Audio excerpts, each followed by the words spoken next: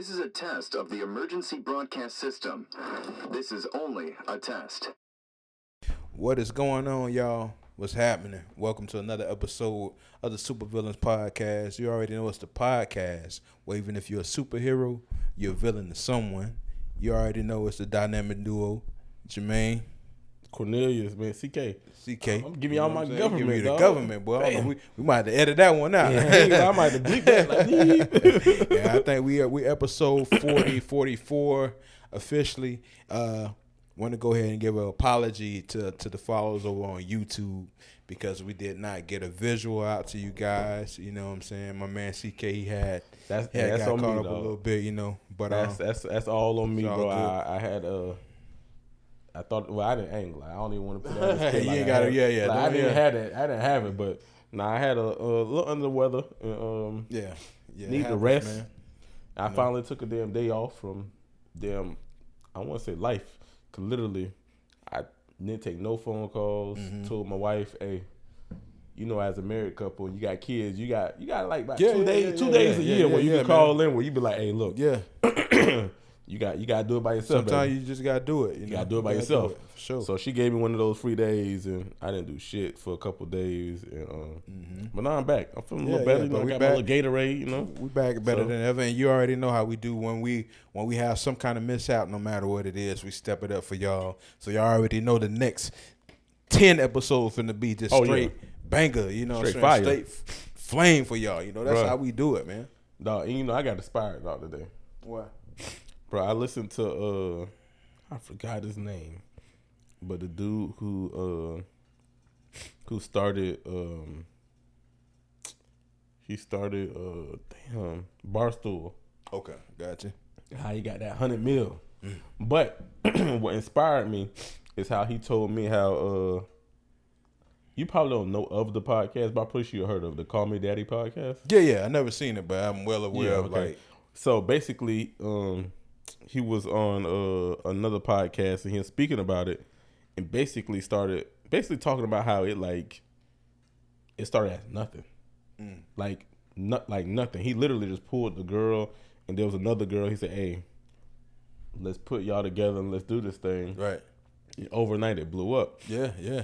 So it taught me, like, I don't want to say we're ahead of the game because we laying some groundwork, but I feel like all it takes is that one episode or that one person, or right now we got a handful of listeners, but if we keep on pushing, before you know it, man, it's gonna happen, man. And you know, it's just gonna take a little few things from here and us to like push just a little bit more here and there. But like, listen, it's gonna happen, man. You know what I'm saying?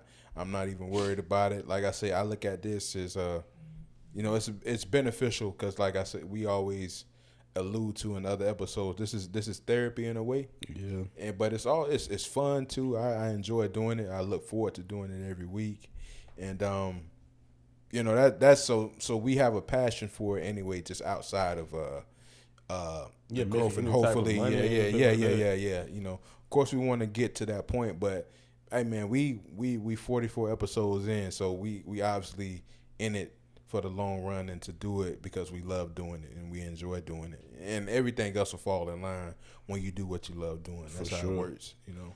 Yeah, but I'm excited, dog. Like right now, you know, last week we did our little sports episode. Yeah. Now we get to check that out. We had some good commentary. You know, we watched a game live actually. Yeah. So we did. you know, it might be a little late because of when the game came out, and then you know a couple of days before we put it out. But we had some good sports talk, bro. I think we had some different perspectives from what I'm hearing on national TV. Yeah. You know, on TV you hear the regurgitated stuff that everybody say all the time, man. You know what I'm saying? But yeah, we definitely got some good points out. If y'all didn't hear that, y'all want to go back and listen to that.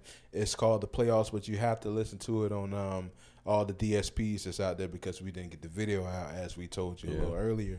But yeah, that was a good that was a good episode, man. I liked it. It was more of a little change of pace. You know, show y'all that we can mix it up a little bit, and it was cool, man. But we definitely got to send our condolences. Well, first of all, before I get into my joke and stuff, condolences and rest in peace to DJ K Slay, who passed away a little while back from COVID symptoms or whatever. He was struggling with that, trying to recover from that, and unfortunately he didn't. I can't really get into his background or anything because y'all know I'm not the super hip hop guy and all that. But anybody that was definitely important to the culture, man, and meant something to some people in what we do, and that's part of it. Just anybody who cared for him, anybody who he was a part of their life, man. Condolences to y'all and his family, and rest in peace, man. Yeah, DJ K Slay, to me, he's like the Black Howard Stern, if you ask me. Yeah. Like he had like chicks doing crazy shit. Oh, he was on that type. Okay, because I'm not really too. I seen like little videos here and there, not too many, so I'm not really familiar with him at all. I definitely heard DJ K Slay on like a mixtape or something like that. But he had real conversations with. He'll cut somebody out. Like he was like a real person. He wasn't like somebody that's like all like calculated and like gonna give you an interview that's like scripted or something. Gotcha. Like it might come from left field. He gonna have some chicks up there. All around cool dude. Yeah. Like I ain't gonna lie, I haven't heard anything about him in a while, cause as you get older, you move a little differently. But yeah, he was definitely a dope person, dog. Yeah, dog. Rest in peace to his man. And condolence to his family, dog. Yeah, it's crazy because you don't even hear too much about. I was just talking about this yesterday. COVID done disappeared. Yeah, so it's crazy that he passed away from COVID because. Shit, I read an article today that said that we're out of the pandemic. Yeah, like DJ. I mean not DJ. The doctor Fauci, Fauci, whatever his name is. Mm-hmm. He's talking about we out of pandemic protocol number, so we're no longer in the pandemic no more. So to me, it's like, damn, like you down the tail end of it. Yeah, man. Still be careful out here. Move a certain way.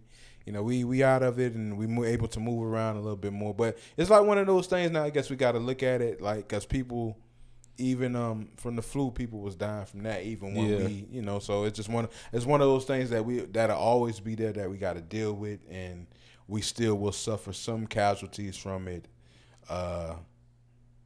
It was, it's still gonna be here. It's not like affecting us at the rate that it was, I guess, but it's just still around. It's something that we still gonna have to deal with here and there. Yeah, for sure, man. Now you can get on to your jokes. Yeah, but I hate to say it, man, but like, gotta the Nets gotta send the RIP to these boys, man. Listen. And as a KD fan, it was very disappointing to. I definitely want to give credit to the Celtics and not just say, KD didn't show up. You know what? And I'm glad you said that, though, because a lot of that's not being damn said. Yeah. Because for me, I saw that defense. I saw a defense that just made one of the best players of all time just not look like itself and second guess itself more so. I'm mad that they are set up to play Milwaukee. I don't want that. I want that to be the damn fucking Eastern Conference Final. I want them to play the Sixers, dog. I want them to play the Sixers. Yeah. And get the Sixers up out of here. Miami finna get them up out of here though, so I ain't gotta worry about it. For real? Yeah, and Victor Oladipo. Oh yeah, Vic. Hey, Vic. Hey, like you said though, you called it. Yeah, bro. Vic came out there. Factor, man. So like, he's somebody who can shift these playoffs in the direction. I mean, and not to even take anything from Miami because they the number one. I think they the number one seed. I don't know. I think they up there. I think so. Yeah, they were the number one seed. So we can't disrespect them because they number one seed, no less than the number two seed. So they was one of the best in their conference, one of the best teams in the league. Period.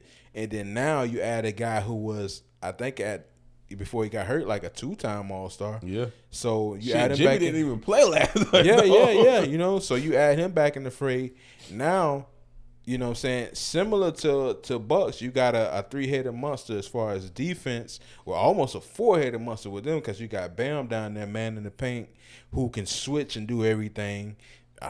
Honestly, they can put a unit out there with 5 strong defenders, with Kyle Lowry, Victor Oladipo, Jimmy Butler, PJ Tucker at the 4, and Bam in the middle. You know what I'm saying? And you can switch damn near everything with that 5. You know, unless you just got a crazy guard out there or something. But so let me ask you this: do Milwaukee got enough to me? And then beat Boston, because Chris Middleton is definitely an X factor here. So, but this is the thing: I will say Milwaukee has a better system in place, because if Brooklyn had a good well-oiled system in place to help KD get easy shots. Now, it's no better system than have 2 of the best shooters in the world on one side of you, on both sides of you, because you can't help at all. But for me, like I said, going through that whole entire series, I did not really see, other than the closeout game, I did not see KD get any easy shots. Everything was trying to create off the dribble at the top of the key and trying to get to his mid-range pull. He's running right into another defender. But every time. That's true. But to me, I think that's even an excuse, because, dog, we done seen people get triple, double teamed before.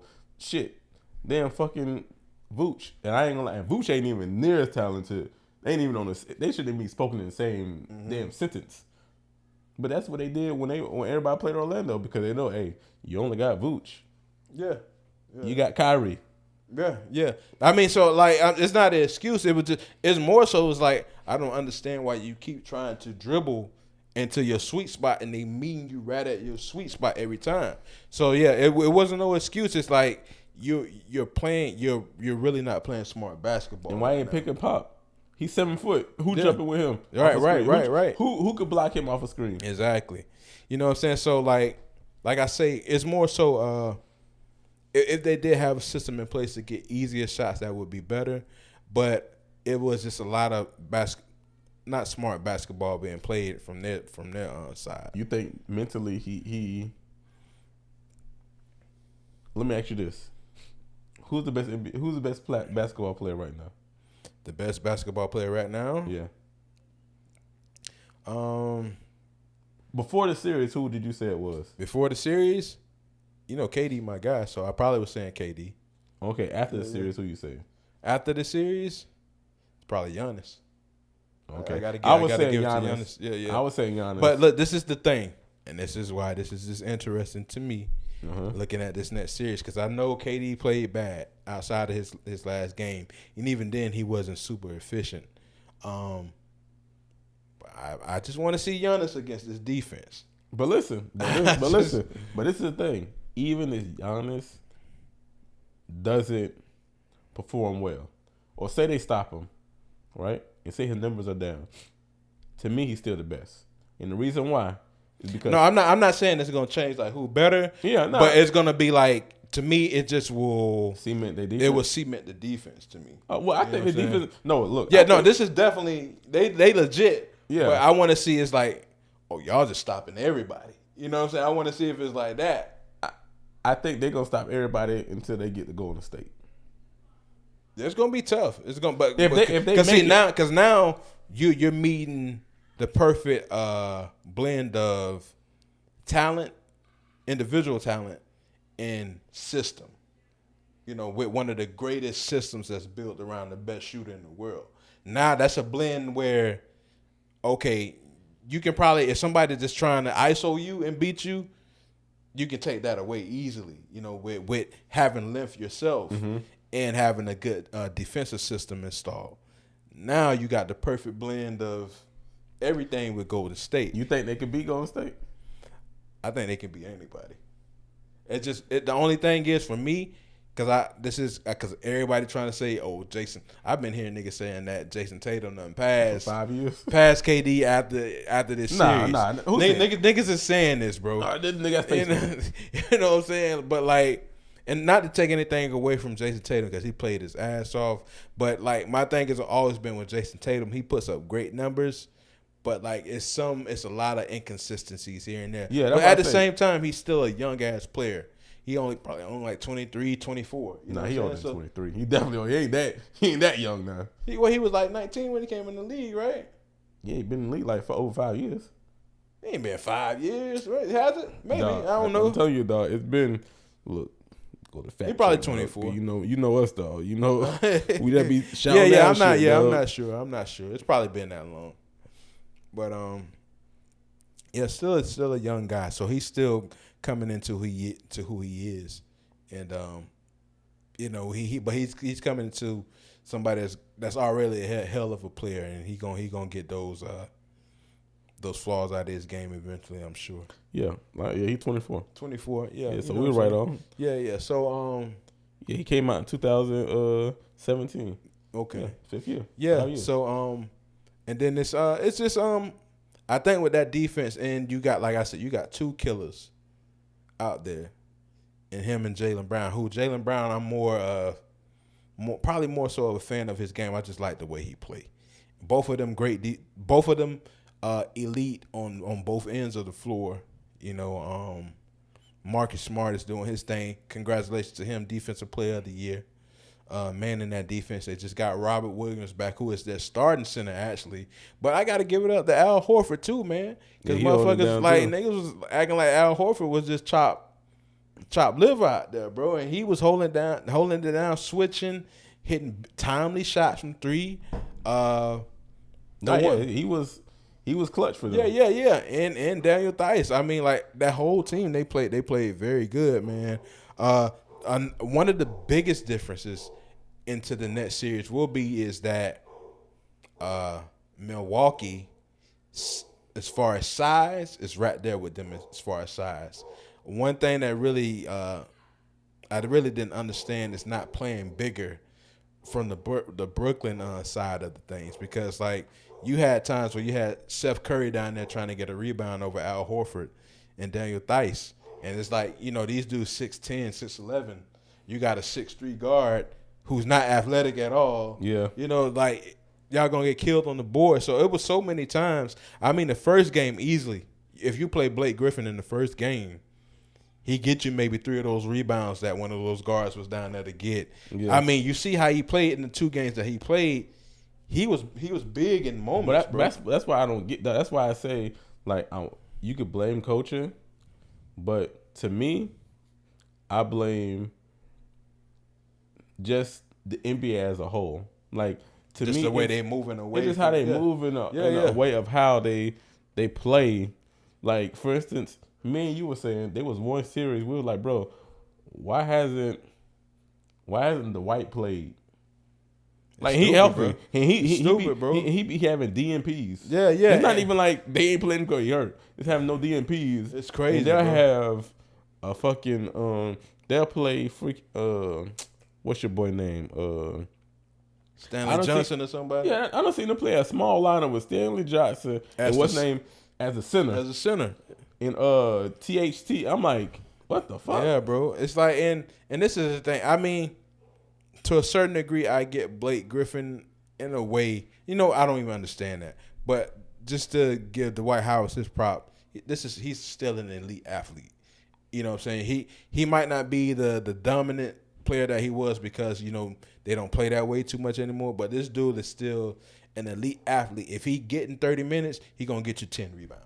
He going to run the floor, I get just you put dunks. him out there just to have a body out there. You know what I'm saying? Like, yeah, so the middle. Yeah, he's gonna do what he's supposed to do if he's on the floor. And so if he's out there to get rebounds, he's gonna get you rebounds. Like, man, so I don't understand. But like I said, even in the small minutes that Blake had, he made a difference in the game. He came in. I mean, like, no disrespect to Nick Claxton, he can't shoot free throws, and he played great in the minutes that he played because they really needed him with his shot blocking and scoring around the rim and catching and he was doing his thing. Couldn't hit free throws. My whole thing is mix Blake up. If they would have mixed Blake up in there just a little bit more to give you a little size that you needed when you was trying to go small, then they would have got one game. Yeah, they could have got the first game. They lost by 1 point, and I looked at the box score. In the first game, they got out rebounded on the offensive end 14-5. And a lot of those was just like put right back up for points. You know what I'm saying? So like I said, you get Blake out there just to have the size to go and get a rebound. You probably win that game by that 1 point, and you're probably still playing today. Who knows? I don't know, man. But they stars definitely didn't show up. So you can't. You got to give them boys their credit. But like I say, I want to see it against somebody like a Giannis to really like their defense is definitely legit for real, no question. But everybody been kind of waiting. Let's just put it out there. The Brown fans kind of been waiting for their moment to really kill KD, and because all I see is guys saying, "Hey, I just want y'all to do KD how y'all been doing Bron." I mean, y'all go ahead and do KD however they was doing LeBron. Yeah. Just do it, and now you got the people that you was looking for, which they've been doing, and it's deserved, man. If you don't show up, you got to take the criticism with it, and especially if you want to be a player that's in these conversations. Not even saying KD wants to be in those conversations, but just by default, because of your greatness in this game, you will be pushed into these conversations, and you got to take the good with the bad, man. Yeah, though. Dog, it's I don't know, dog. It's to me, I feel like KD, of course, he got to take the grunt of it because he got to for sure. Because he thinks he's the best player in the NBA.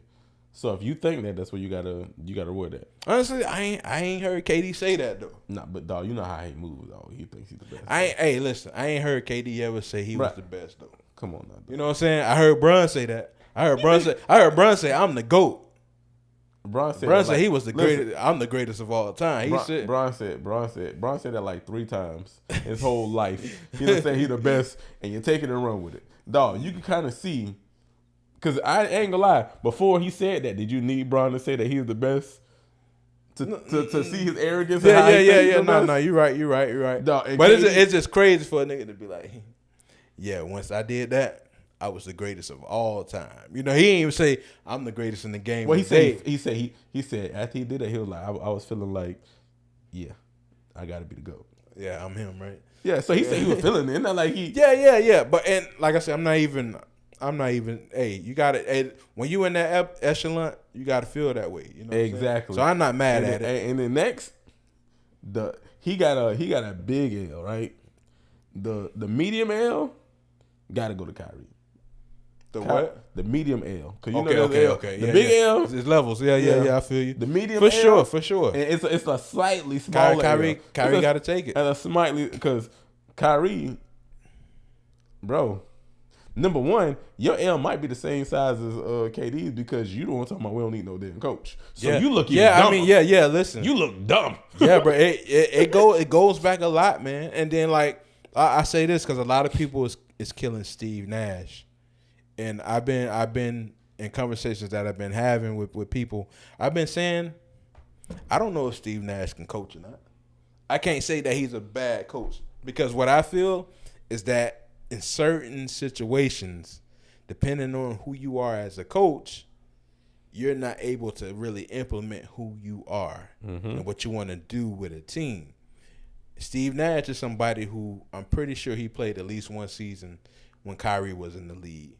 Played a few seasons when. I most definitely he played. Yeah. Definitely played when KD was in the league and becoming who he was.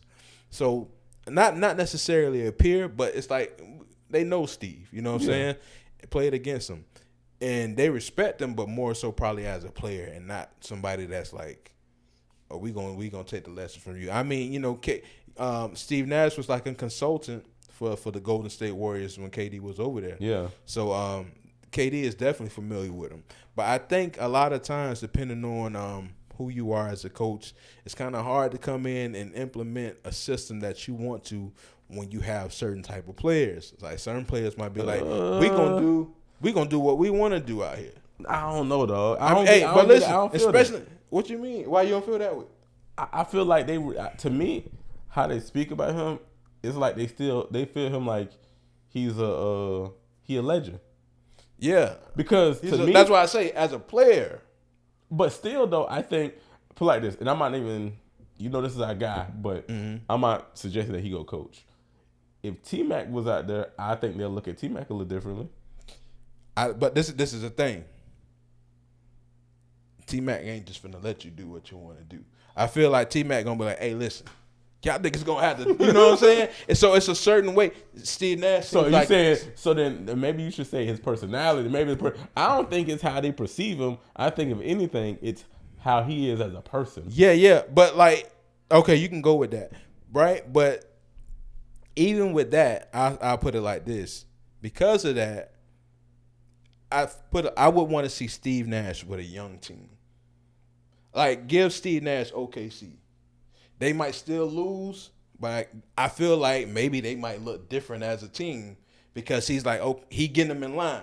Like the way we look, like Orlando, just take us for instance.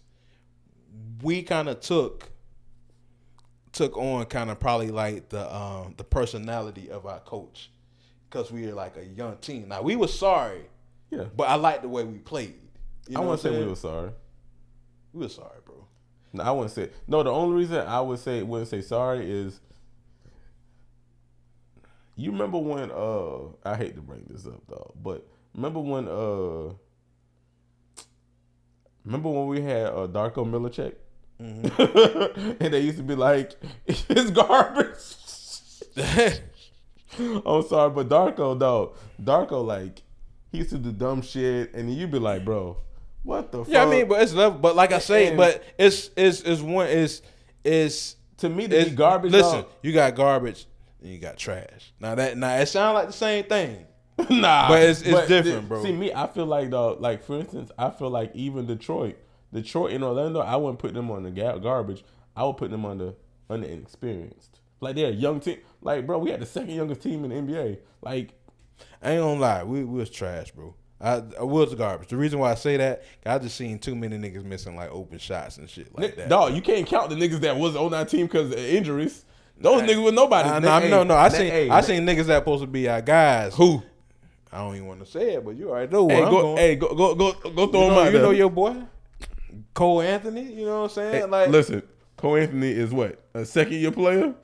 That's what I'm saying, right, bro. Listen, I'm not saying he's trash. I'm not saying individually the players are trash. As a team, we look good, but we trash right now, bro. Bro, I want to say that, dog. Like I said, I like the way we played. But put like this. But let me ask you this: you see how he was playing, right? And you was like, bro, that's unexcusable. But if you seen that all his numbers went up as a coach, somebody looking at the numbers and looking at, okay, it's step one, this is step two, would you be like, I'll take that growth? Yeah, but just for instance, what I'm saying is, if Steve Nash was our coach this year, and we played the way we played, I'd be like, Steve Nash got us going in the right direction. We trash, but we're going in the right direction. See, I would say it's a young team. I'm just saying based off of where we at. That's all. See, because I can see potential. You know what I'm saying? I like the way we playing. We playing hard every night. We did. Put like this. You know how you were saying how like when I was saying like the part-time dad shit, and was like, bro, I'm going a little too far, right? Mm-hmm. Okay, this is why I say you may be going a little too far, and it's not even based on the Magic because, like I say, I use Detroit. I use Houston. Mm-hmm. The reason why I won't say they're trash is because you look at the Magic, right? So you can see the growth, right? Mm-hmm.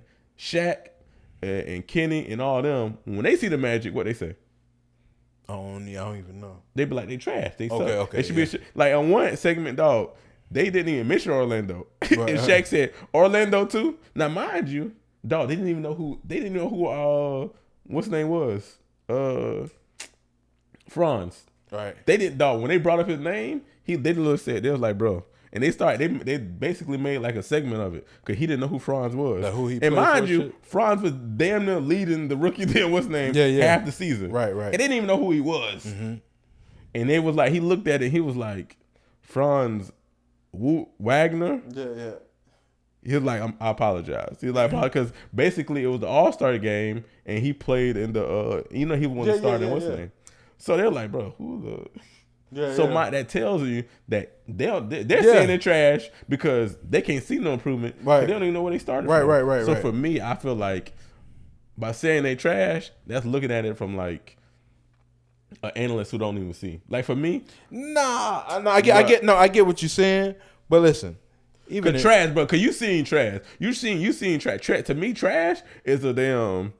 Let me think of a team that's trash. Who just don't got it together. Who should be his trash for no reason. Lakers. Exactly. The Lakers are trash. The Lakers got them arguably 6 Hall of Famers. Gotcha. Nigga, there's no, and then this is another thing too that I don't know why nobody put it in perspective, bro. They had 12 more wins than Orlando Magic, dog. Think about that shit, dog. They had like 12 more wins than Orlando Magic. Magic, the second youngest team ever. The oldest person on the team is by far Terrence Ross. Gotcha. Nah, listen, I totally understand. So that's trash for no reason. Yeah. I totally. These niggas unexperienced. I get it, and you're right. But even in trash, sometimes you got good shit in trash. So let me ask you this though. If a nigga it was their first day at work, he working that Walmart line, that line long as fuck, you gonna say he trash? Not the first day. But, you know what I'm saying? But listen, hey, you got some niggas that be at work, I don't work with niggas. Hey, sometimes I probably even had to throw myself in this. When they first put me in the back, I was trash for a while, working at Christmas, man. But you wasn't trash, you just was unexperienced. You didn't know what to do. Yeah, but you still was trash, though. Nah, bro, no. If it's somebody first day at work, you can't say they trash. You gotta give them some time before you be like, bro, damn, nigga, shit, this is it? Nah, I got you. So we can roll with that. We can roll with that. I appreciate it. I'll take it back. I appreciate it. But like I say, sometimes you still find golden nuggets in trash, though. You know what I'm saying? Yeah, dog. Hey, but I ain't gonna lie, there ain't no golden nuggets in the Lakers, dog. Them niggas are trash, dog. But yeah. So, but back to Nash, I really feel like with a young team, we could have saw him. You could have even gave him the Cleveland Cavaliers, and I think motherfuckers would have been like, hey, it's a possibility. I won't say like I know. It's a possibility that we would have seen a different Nash as a coach because you have young players that he can put his imprint on and not have to kind of worry about an ego. So do you think this is the wrong team for him? I think this was the wrong team for him. As a first-time coach, this is the team you get. As a first-time, like, anything as far as dealing with a roster or anything, because I know a lot of people like to try to say, well, Steve Kerr got Golden State, but like Golden State, even with Golden State, they were still becoming who they were. They were young too. They were very young, and at the same time, Steve Nash, he was a GM before, with Phoenix, so he had some experience with player rosters and stuff like that. Player relations, stuff like that. And number two, none of them was megastars. Yeah. At this point, you got dudes, they're in at the, I don't want to say in the middle of their prime. So you got dudes in the middle of their prime. I would say the early of their prime, but I'm talking about Nash. Nash got niggas towards the end of their prime. Yeah, towards the end of their prime. You know what I'm saying? So like, I think KD is all right. KD 34. Yeah. So KD damn near. Yeah, so he close to 36 like Lebron. Yeah. So he towards the end of it. You got, I guess Kyrie would because Kyrie he like 29. I think he might be over 32. Might be. You know what I'm saying? So so somewhere in between at the end of the middle, whatever way you want to say. With both of those guys. I feel like I just feel like it would be different, man. Listen, when you got a guy just gonna come out and say, I don't even think we need a coach. That kind of tell me everything. I feel like a nigga can't really come in and do what he want to do if he has the abilities. That's why I say a lot of people saying Nash is not a good coach. I don't know. I don't think he's not a good coach. I think he could potentially be a good. I think. Two things. Number one, he should never got that job anyway. They should have gave it to Mark Jackson. Because why would you give a job like this, a high profile job, you want to win now? Yeah, that's stupid. Yeah, that's a tough gig for somebody coming in. Golden State, like I don't care what anybody said. Nobody, when they gave the keys over to Steve Kerr, bro, they didn't think they didn't think they had what they had. There's no way. I don't care what anybody says. No, not to that level. Especially because we know with Mark, he gave those guys confidence, and defensively, he got them in a mindset of where you probably only had one guy at the time who was really becoming known for his defense, which was Clay at that time. I don't even think Draymond was starting at the time that Steve Kerr got there. So I can't remember. So if I'm thinking correct, because I think Iggy was starting, and I think Steve had to convince him like, hey, as a team, this would be. I know you are who you are. You know what I'm saying, but as a team, it would be better if you came off the bench and Draymond started. You know, and we know how important he is to what they are offensively and defensively, even though his numbers might not tell you. But we know, you know, Steph is the engine, but Draymond is the heart, boy. You know, he's the heart, and he's their high assist man every night, you know. So Steve Kerr definitely came in and was able to put his imprint on a younger team. I don't know if Steve Nash was able to do that with this team. I think it was a bad hire. And number two, I feel like I don't want to say he's being undermined, but I think I know a lot of people are saying that selfish and all that shit. I'm not gonna say that because I don't know. I don't know Kyrie at all. So, but I will say he has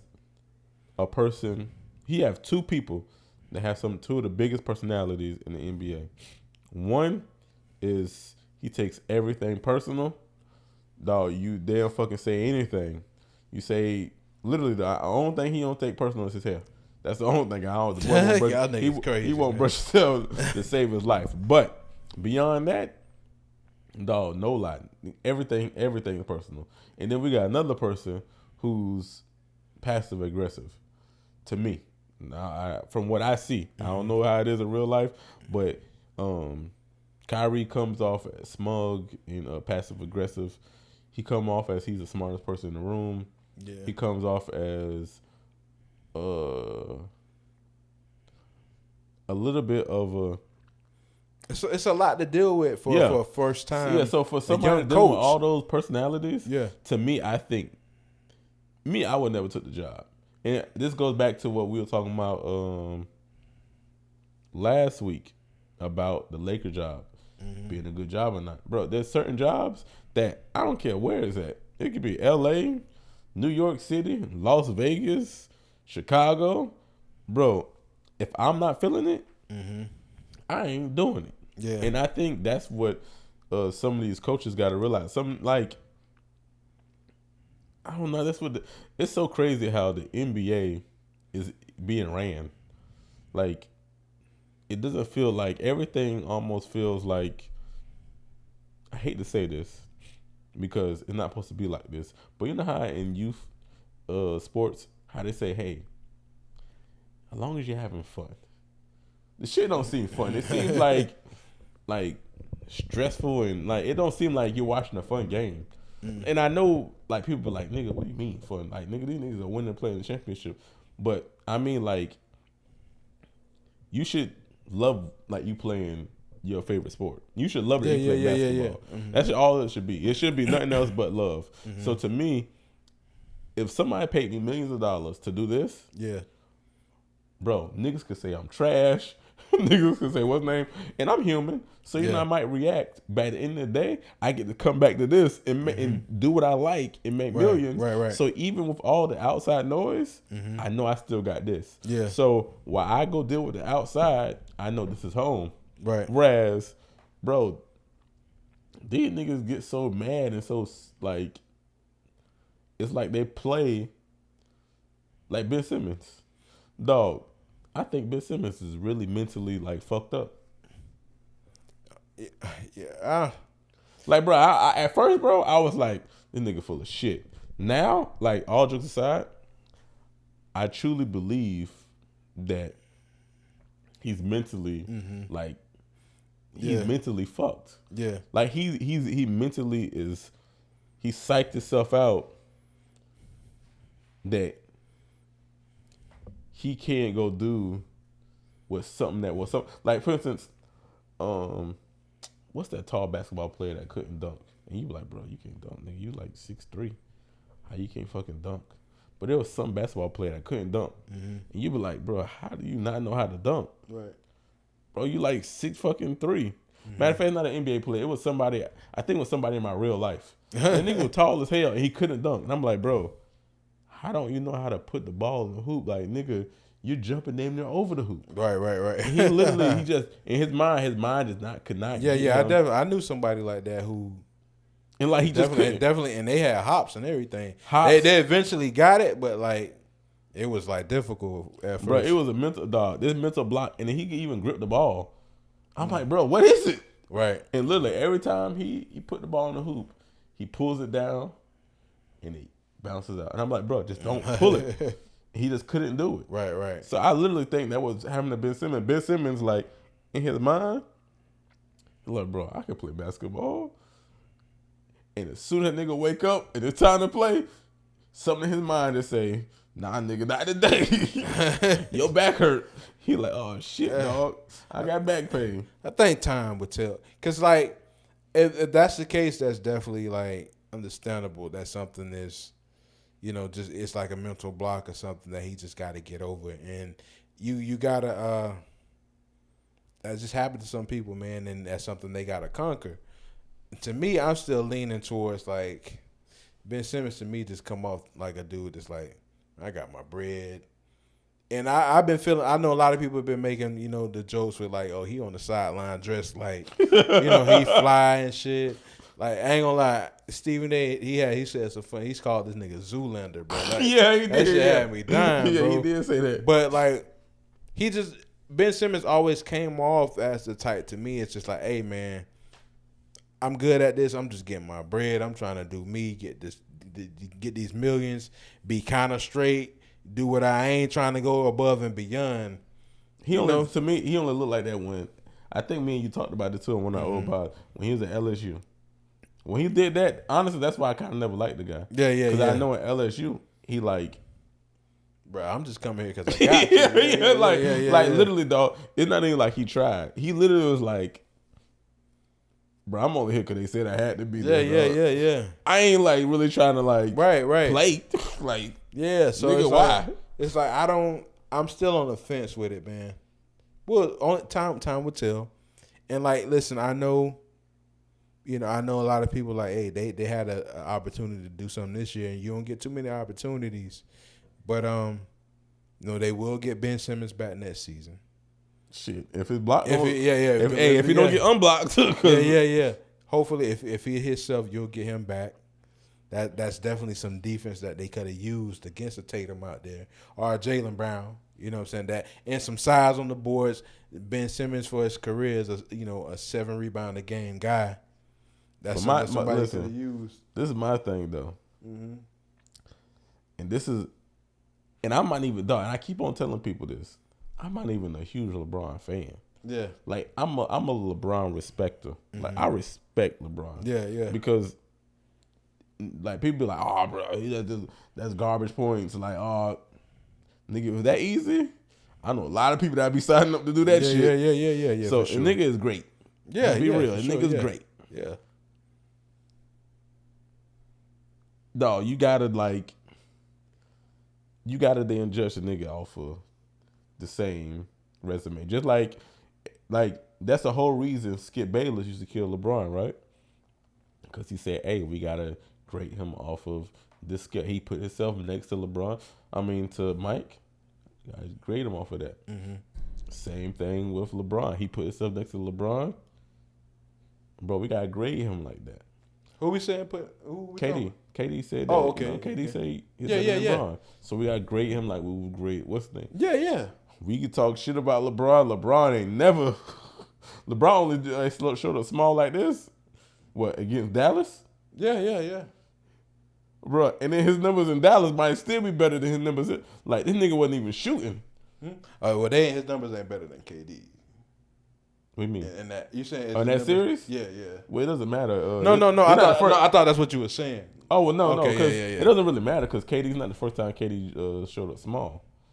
But no, that like showing up small. This is the first time I feel like KD showed up small. But like, let me ask you this: like for a series. Like, let me ask you this: do you think LeBron could have showed up small?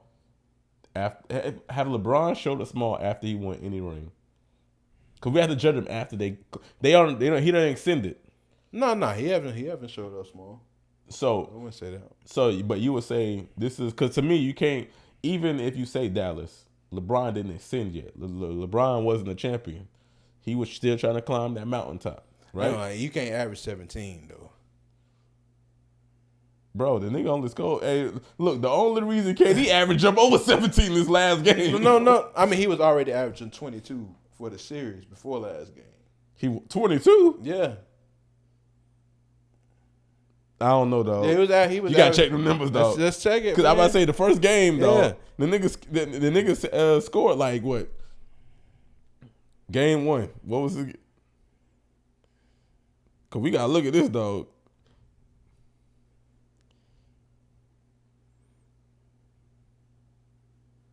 Cause dog, I'm telling you, dog. Hey, let's see.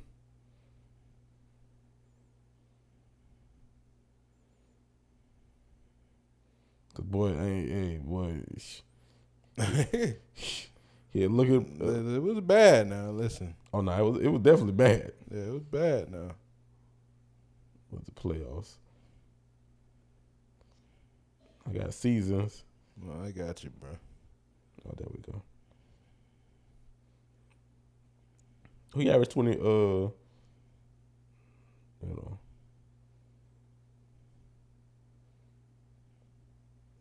Yeah, I only got they say 26. That's what he averaged after the last game. Oh, okay. Yeah. Cause I about to say though, hey, I know the nigga had like a couple games where he scored like 17. Yeah. I think one game he scored like did he have like a 14-point game? I think it was like a 16-point game that he had. But dog, hey, the nigga, all I'm saying is that I don't think LeBron scored. I don't think LeBron came up this small before.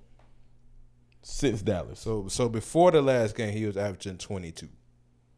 So the first three, he was 22 points a game. Okay, and then he had. Then the big game, he scored 39 and pushed him to 26 again. But that percentage, that shooting percentage. That's why I say, hey, that's why I mentioned, I say even if he had 39, it was still like a 31 shots. Yeah, it was an inefficient game. You know what I'm saying? So, but my whole thing is, dog, to me, we have to.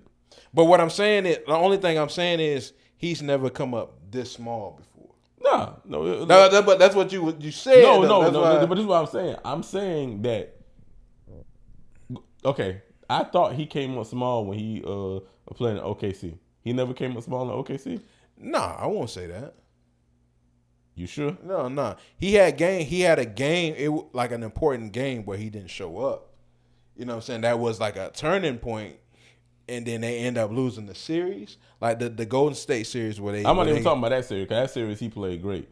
I'm talking about the series before that. The series before that, like his playoff season before that. No, I wouldn't say that. I wouldn't say he was coming up. I don't know, but I thought somebody said that. But let's say that's not the fact. Okay? Yeah. But either way, because the two they like to hold against him is the Golden State one when they came up 3-1, and him and Westbrook was playing like. Both played trash in that closeout game. And then they like to bring up the finals.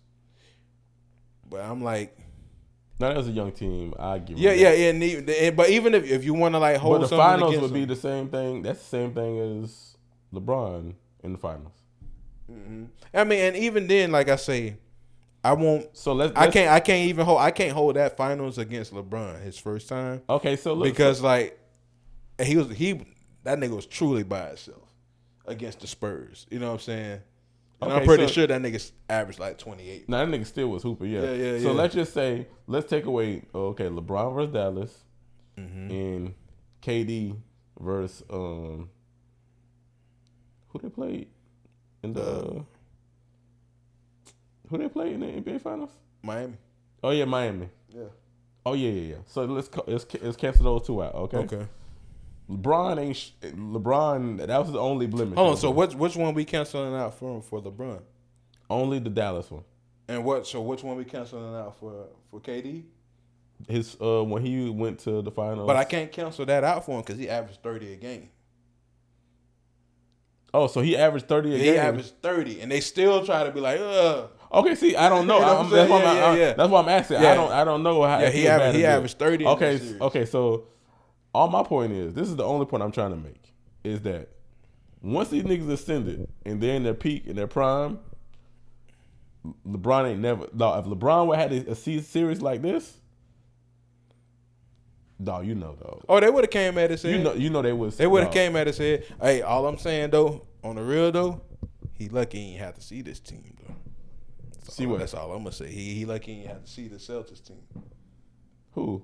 I'm just saying. LeBron would have still averaged more points. LeBron, you don't think, LeBron would have went? Because you know why? You know why? Why? Oh, his IQ. Because like you even said, listen, you said it yourself. You say KD was not playing smart. It's not. Look, KD has scored on all them niggas before. Yeah, but listen, all I'm saying is LeBron would have looked bad in this series too. I don't think so. Yeah, I would. The reason why I say that is because with this team, especially at this point in his career, you know what I'm saying? Like, I think LeBron still would have got him. No, because the LeBron's strength is his driving. He don't really have that no more. He's like literally a jump shooter now. Yeah.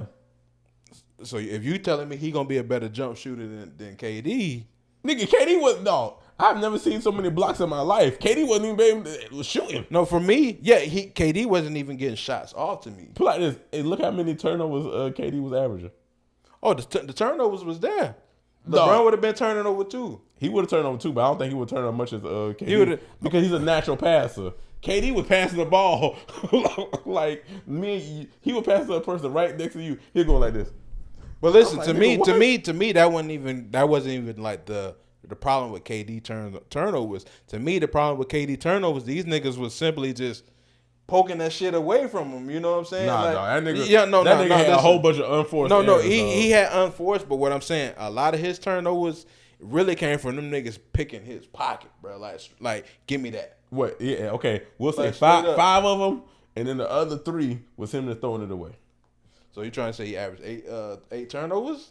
Now I know he had 8 turnovers in one game. I know he had 5 in one game. Yeah, no, but I think he averaged around. If I had to guess, he averaged around 5 again. Probably about 5. But what I'm saying, that's a lot. I didn't really see bad passes like that as much as them just give me that shit. Like I seen more of that. I seen nigga after the pod. We gonna have to go look some. For real, yeah. Like, cause I ain't gonna lie, I saw Jason Tatum just taking that shit, bro, and I was like, this shit is, cause you're gonna have like unforced like turnovers and stuff, especially. I see a nigga throwing it. I see a nigga throwing it out of bounds. Yeah. I mean, I seen it, bro. But what I'm saying is, majority of that was like them niggas just taking that shit from him, bro. Listen, that's why I say I want to see Giannis. Because I'm thinking that this team is giving everybody, giving superstars problems. I think LeBron would have had a better game than. Because to me, KD biggest problem was they didn't change the game plan.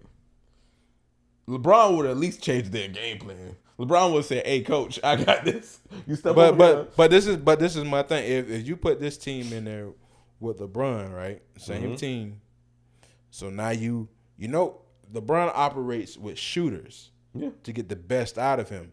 So now if he can't drive the way he normally drives at this point in his career, right? Now he definitely is a higher IQ player as far as passing and all that stuff than KD for sure. But if I'm passing and the next best shooter on my team is Kyrie, but he's a one-on-one, he's not a spot up guy. You know what I'm saying? And we like, hey, we really just playing straight up on y'all niggas.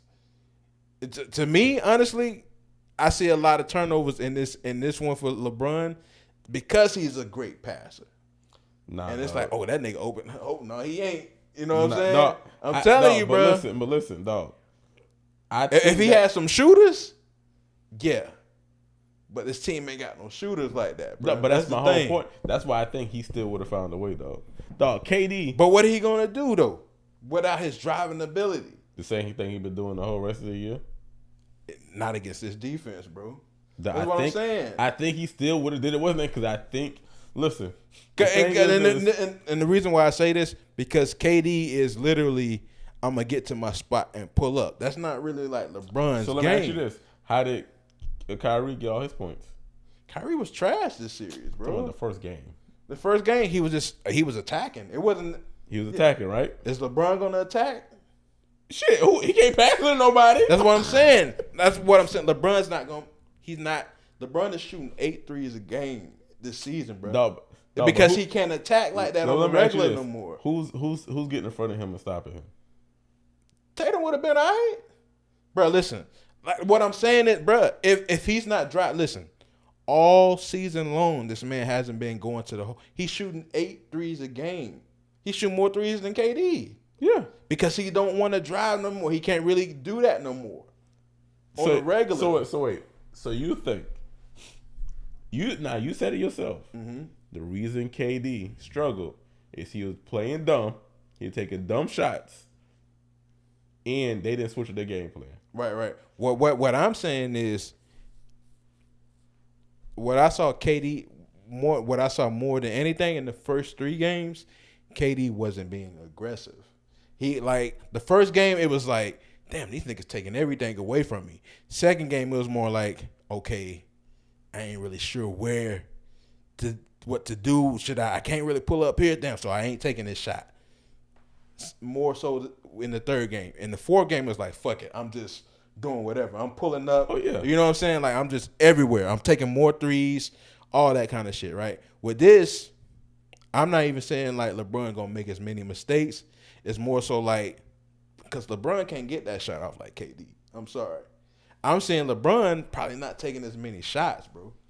Probably depending, honestly, I can see it where it's a situation where it's like LeBron didn't do enough. Like he didn't try enough. He tried to depend on his teammates. It's going to be one of these. LeBron was passing too much, and his teammates was breaking all the shots. I don't think that's what I see, bro. Dog, this is why, and this so crazy is I just seen an interview today with T-Mac. I was looking for something. I was looking for a T-Mac interview, and I heard him tell Shannon about LeBron. Mm-hmm. He says the thing he likes about watching LeBron today is as he's gotten older, he's been able to get more stuff. Like he got more skills he got in his bag, right? Mm-hmm. He says, bro, if only he would have had these skills when he was younger, he would have been amazing because he's still finding a way to get his shots while still moving slower, passing less, and everything. He just saying basically with his age, because his athleticism went down, he's been able to still score just as much as anybody else. Mm-hmm.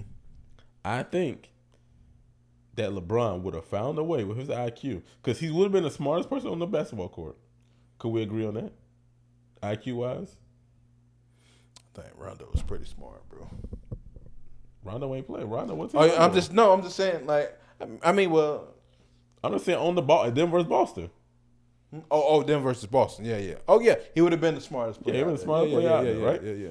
I think, because this is my biggest thing, I think they should have beat them. Because think about it. I think all their games combined, the spread was less than, I think they said 14 or 17 points. So all the games they played, literally, it was all decided by less than like 5-6 points, right? Yeah. Other than the second game, they beat them pretty good. So think about this, dog. So think about this. If they're only winning by 1, 2 points here, 4 points here, bro, if they play a little smarter. Yeah, but listen, for me, the only thing it comes down to is KD just being more aggressive. And I honestly feel if KD was just like, and this does you can say this has to do with being smart, but to me in the fourth game, all I saw is KD like, nigga, I'm coming down and I'm just pulling up in a lot of situations. You know I never seen. What's that? I never seen no screens. I never see him coming off the screen. Yeah. You don't think LeBron would have thought of that? LeBron, that's LeBron's game. Like, well, you mean like LeBron coming off a screen? Anybody coming off a screen. Anybody. I mean, but this is the thing. This goes to, like I said, that go to coaching. But that's what I'm trying to tell you. LeBron is like a player's coach. But this is the thing. Who coming off screens? Carmelo, anybody. No, I'm saying like if you plug. No, my whole thing is if you plug LeBron into this Brooklyn team. That's what I'm saying. Take KD out and put LeBron on this team. Oh, I don't know. That's what I'm saying. I see. Me, I'm just going. They switched the whole team. The Lakers versus Boston. I'm just going off that. That's why I'm just going off of what the Lakers got and what the Nets got. The Nets. Yeah. See, honestly, that LA team, I think they still would have lost. Oh no, for sure. But like, do they got shooters like that? They don't really got that. They really, yeah. But the thing is I don't know. You know what they got? They got number one. They got size. So all them niggas. And that was them niggas gonna be. That's the thing. Is you gonna? But we already they weren't playing the size though. You know what I'm saying? Like, well, that's why I'm trying to say. That's why I say there's something that I think that LeBron would have brought to that series that KD didn't. KD was passive and maybe he listened to coach. Maybe he didn't have his own ideas. Or maybe they did what the fuck they wanted. I don't know what it was. But I can tell you what. The KD, me and you can both agree with this. The KD that we seen, we never seen before. Yeah. You've never seen I've never seen KD. KD looked like he was like a deer in headlights. Yeah. I can tell you, but to me, it's like all his sweet spots they took away. And the things that it's crazy because I didn't see these comments until I didn't know he said these things. Like he was actually complaining about the motion offense in Golden State, and it was saying like, I don't really, because of this, I don't really get a chance to do my isolations and this and that. And that was like the motion and stuff is what helped you get easy baskets. I'm pretty sure you wish you had that motion in Brooklyn. I mean, and even for me, just a simple ability to get you in the spot or in the mid post or on the block just to turn around and shoot over somebody. Yeah. That was not there at all, really. Yeah, saw a little bit of it in game 4, but throughout the series, no. Yeah. And let me ask you this before we get off this, because I know we about to get off this soon. Yeah. But that's why I asked you, what do you rank everybody? Because to me, and I hate to say this, I hate to give this nigga credit, because I don't really rock with anything Nick Wright say. I'm about like 30%.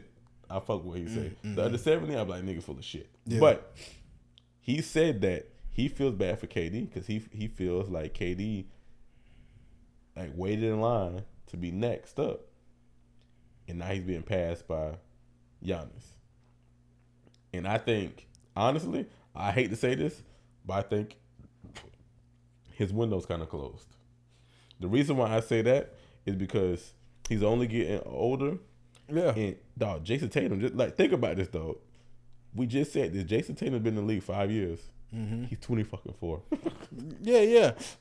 I mean, 34. Right. I mean, but listen, everybody don't get that chance to be the greatest. You know what I'm saying? So it is what it is, man. The only thing I can say, I don't.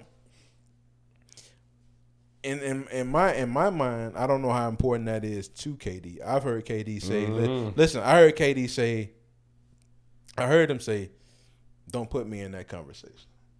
He already said, he said no, to him he said nobody even compares to Mike.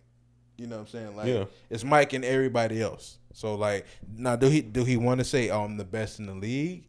Maybe, you know what I'm saying? Like, I mean, but I just don't know how important that is to him. Like that at that point, you know what I'm saying? And you know what's so funny is I feel the same way at things I do in life. Mm-hmm. That like being the greatest, like dog, that's all opinionated. Like who gives a fuck? Yeah. Like to me, it's like nigga, you might think it, dog. If my kids think it, I'm good. Yeah. Cause that's who I come home to every day, and they gonna be like, "Oh, Daddy, you the greatest." Right. I don't give a fuck what another person say. But the thing is me, like say I wanted to be the greatest podcaster, right? Mm-hmm. And say I did everything I needed to do to become the biggest, best, be better than Joe Rogan, right? Yeah. I'm the type of person that if you told me I wasn't, I wouldn't care. Right. You could tell when somebody say something about KD. Oh yeah, KD. He definitely. KD has to say something. KD care. He well, put it like this. I don't know if he so much cares about being the greatest, but it's like if you got something to say about me, I don't give a damn about saying something back to you if you got something to say. Exactly. About me, and the thing is what he got to realize. He reminds me of my wife. Yeah. When my wife says, I didn't care when this person did such and such. And I was like, okay, so why are we talking about it? Right. And then she's like, I'm not talking about it. I'm just saying that I didn't care. And like she have a whole long speech about how she didn't care about something. But you be like, sound like you care. Right. But she's like, no, I don't care. I don't care. And that what it sounds like to me. That he's one of them niggas that say, I really don't give a fuck what you think. Yeah. I don't even know. It's more so it's like, cause I don't want to say he don't. I don't think he cares about like as far as what just the greatest of all time situation. I don't think. I know he knows I'm gonna be one of the greatest. Wherever I'm at, that's where I'm at. Boom. And I know where I think I'm at. But I just feel like some niggas just like to talk shit. You know what I'm saying? Some niggas. Hey, listen, and that's cool too. But the thing is the best people who are good at talking shit could laugh at the jokes about them. So if somebody said, bro, this nigga said he want to be the best podcaster. This nigga said, what's his name? And mumbles all the fucking time. I'ma laugh. I'ma like, nigga, you fucking right. Hey, nigga cuss like a sailor. Right. I'ma laugh. I'm like, yeah, nigga, right. Y'all gotta work with that shit. I ain't gonna be like, right, man. But fuck you, though. But to get off this one real quick, just end it. And just I guess what I would just say in regards to if we want to talk about just decisions, and I think I've said it before, said it to some of our other friends that we talk basketball or sports with. The best thing that I feel like he could have did as far as legacy, if we just talking about moving forward, he should have stayed in Golden State. You know what I'm saying? Because it's like, hey, that's one thing me and you both could agree on. I think we said this shit last week too. I think so. I think we did. And it's like, and like I said, I don't know what his goal is, but just in the grand scheme of things, you stay in Golden State, y'all win. Say y'all fuck around, win 8 of them hoes.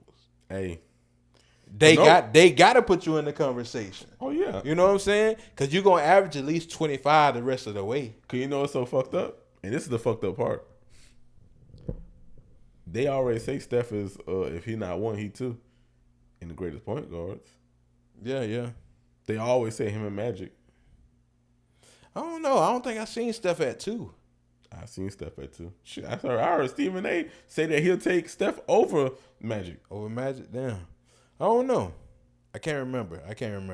To me, I know I seen him in the top 5. I can't remember where. He might have been 2. I seen him up there. But to think about it. Is he in your top? Is he top 5 point guard for you? See, with me, with Steph, it's so hard when you talking about the point guard conversation, because like even if he's not top 5, he's probably top 5 point guards. He's a better player than at least 3 of the dudes that's in the top 5 point guard. Yeah, you know what I'm saying. So like when I think point guard, I always just think about like pure point guard. Like floor general type, which he could do. I'm about to say, I think he does it to do it a different way. He's more of a scorer in my mind. You know what I'm saying? Well, but like, I think you can't take that away that he's the greatest shooter. Because if I'm not, and I ain't even talking about shooter. I'm just talking about scoring. But if scoring, but I'm saying if he's the greatest shooter, what you gonna want him to do? Yeah. But even, I would never if I was his coach, I would never say, I need them 10 assists out of you tonight. No, of course. You know what I'm saying? Like I'm saying what I'm saying, I'm pretty. It's more easier for him to do what he does than it would be to say, hey, go get 12 assists every night. I feel. For sure. I would feel like he can. he can go get 7-8 assists in his sleep. To just say, okay, now I'm the point guard and y'all need me to create everything for y'all. I don't think that's what he does naturally. Gotcha. You know what I'm saying? So like my whole thing with Steph is I don't know if I would have him just ask for what the position is.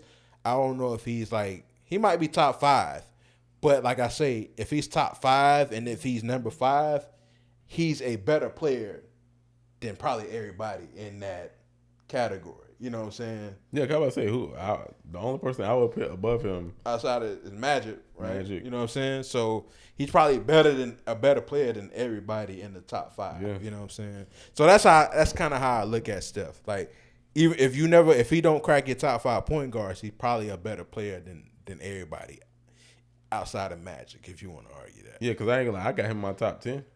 Top 10 point guards. Top 10 players. Every player. Yeah, for sure. Yeah. Because dog, you cannot sleep on the greatest shooter of all time. Yeah.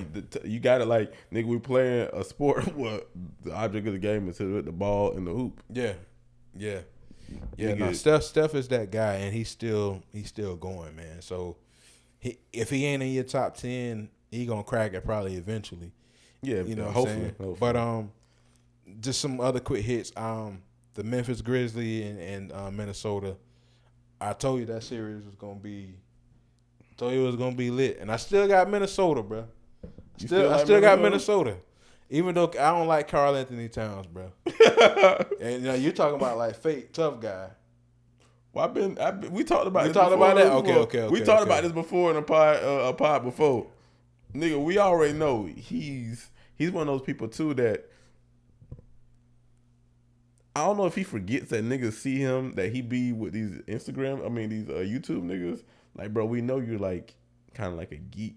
You like gaming and shit. Yeah. Not like a geek, you like it's lame. Yeah, they beat your ass too. Yeah, I'm not saying like it's lame or anything. Yeah. Like you say, but I'm just saying like we know you're lame in the sense of like, no, we know you like to play game and shit. Yeah. Like you like to laugh and play jokes. Nigga, don't come on the court like you. Like you might, nigga. Right. Like you ready to, like you, hey. Like nigga, you looking, hey, even looking like, bro, what the fuck going on with you, dog? Oh, bro, like I say, nigga, we just have fun, bro. He come on the game, bro. You wow, bro. Yeah, so just wanted to hit that quick, though. Man. That's a good series, man. But no, I like Memphis though. Like, yeah. I feel you. Memphis playing their ass off, man. Minnesota just be losing by some wild. They had the lead. Let these niggas come back. Nigga, I went to sleep thinking like, okay, it's over. We'll see you next game. Nigga, I woke up in the middle of the night. They walked that shit down so fast, bro. Bro, look, I literally went to sleep. I was like, okay, we'll get them next game. Bro, I woke up. Nigga, I woke up. The TV was still on. Yeah, bro. I see this nigga going like this. Call on me, nigga. Like, yeah. Shout out to Ja. Shout out to Ja Morant. Ja was going like this. I'm like, nigga. Oh, and another thing I want to mention real quick, speaking of Ja, man. Real move, man. He won most improved player of the year. Yeah. If y'all didn't see, he dropped that trophy off to his teammate Darren Baines. Nah, that's you, bro. You know what I'm saying? And that was super dope. I thought that was dope because Ja Morant, he's already been like scaling up like all-star anyway since last year. He was, coming into the draft, that was kind of the dude where I was like, that's nigga, really I think we both seen that, didn't we? Yeah. I want to Ja. I'm like, Ja's the guy to me. And so, like he already was scaling towards all-star. So it's like, man, let me give it to my mans. He averages 18 a game. You know what I'm saying? He doing this thing. Most improved. And, so that was dope. I thought that was dope that he did. Yeah, that was dope. But quick hits. Philly, I think they playing tonight. Philly and Toronto. That game, that series done got interesting because Embiid is hobbled. Harden is kind of shaky. Like Tyrese Maxey has been like the second best player probably on that team. You can argue. Who you like? I know who you think gonna win. Who do you want? Nah. I don't know who gonna win that bit, bro. Oh, for real? Yeah, I don't know. I don't know who gonna win. I ain't gonna even lie to you. Oh shit. Yeah, I don't know, cuz. Nigga, I ain't gonna lie. I feel like It feels like the right answer based on star power is Philly. to say Philly, but it's like, hey, sometimes shit happen, bro. You dog. know? Wouldn't that be? Yeah, that'd be crazy. If that happened, you might well just give Miami to the Eastern Conference Finals, right? Oh yeah. Because they gonna get Toronto out of there. Yeah, they gonna get Toronto right about it. Shout out to Toronto for playing tough, man. Shout out to Scotty Barnes for fucking his angle up. Still came back and played. Ben Simmons said, I can't I know you was gonna do it. Ben Simmons said, I ain't gonna even try it, bro. Ben Simmons said, hey, look, my back flared I ain't up. gonna even try it, dog. They said, hey, my back. Dog, I ain't gonna lie. But do you think, I just want to ask you before we get off this shit.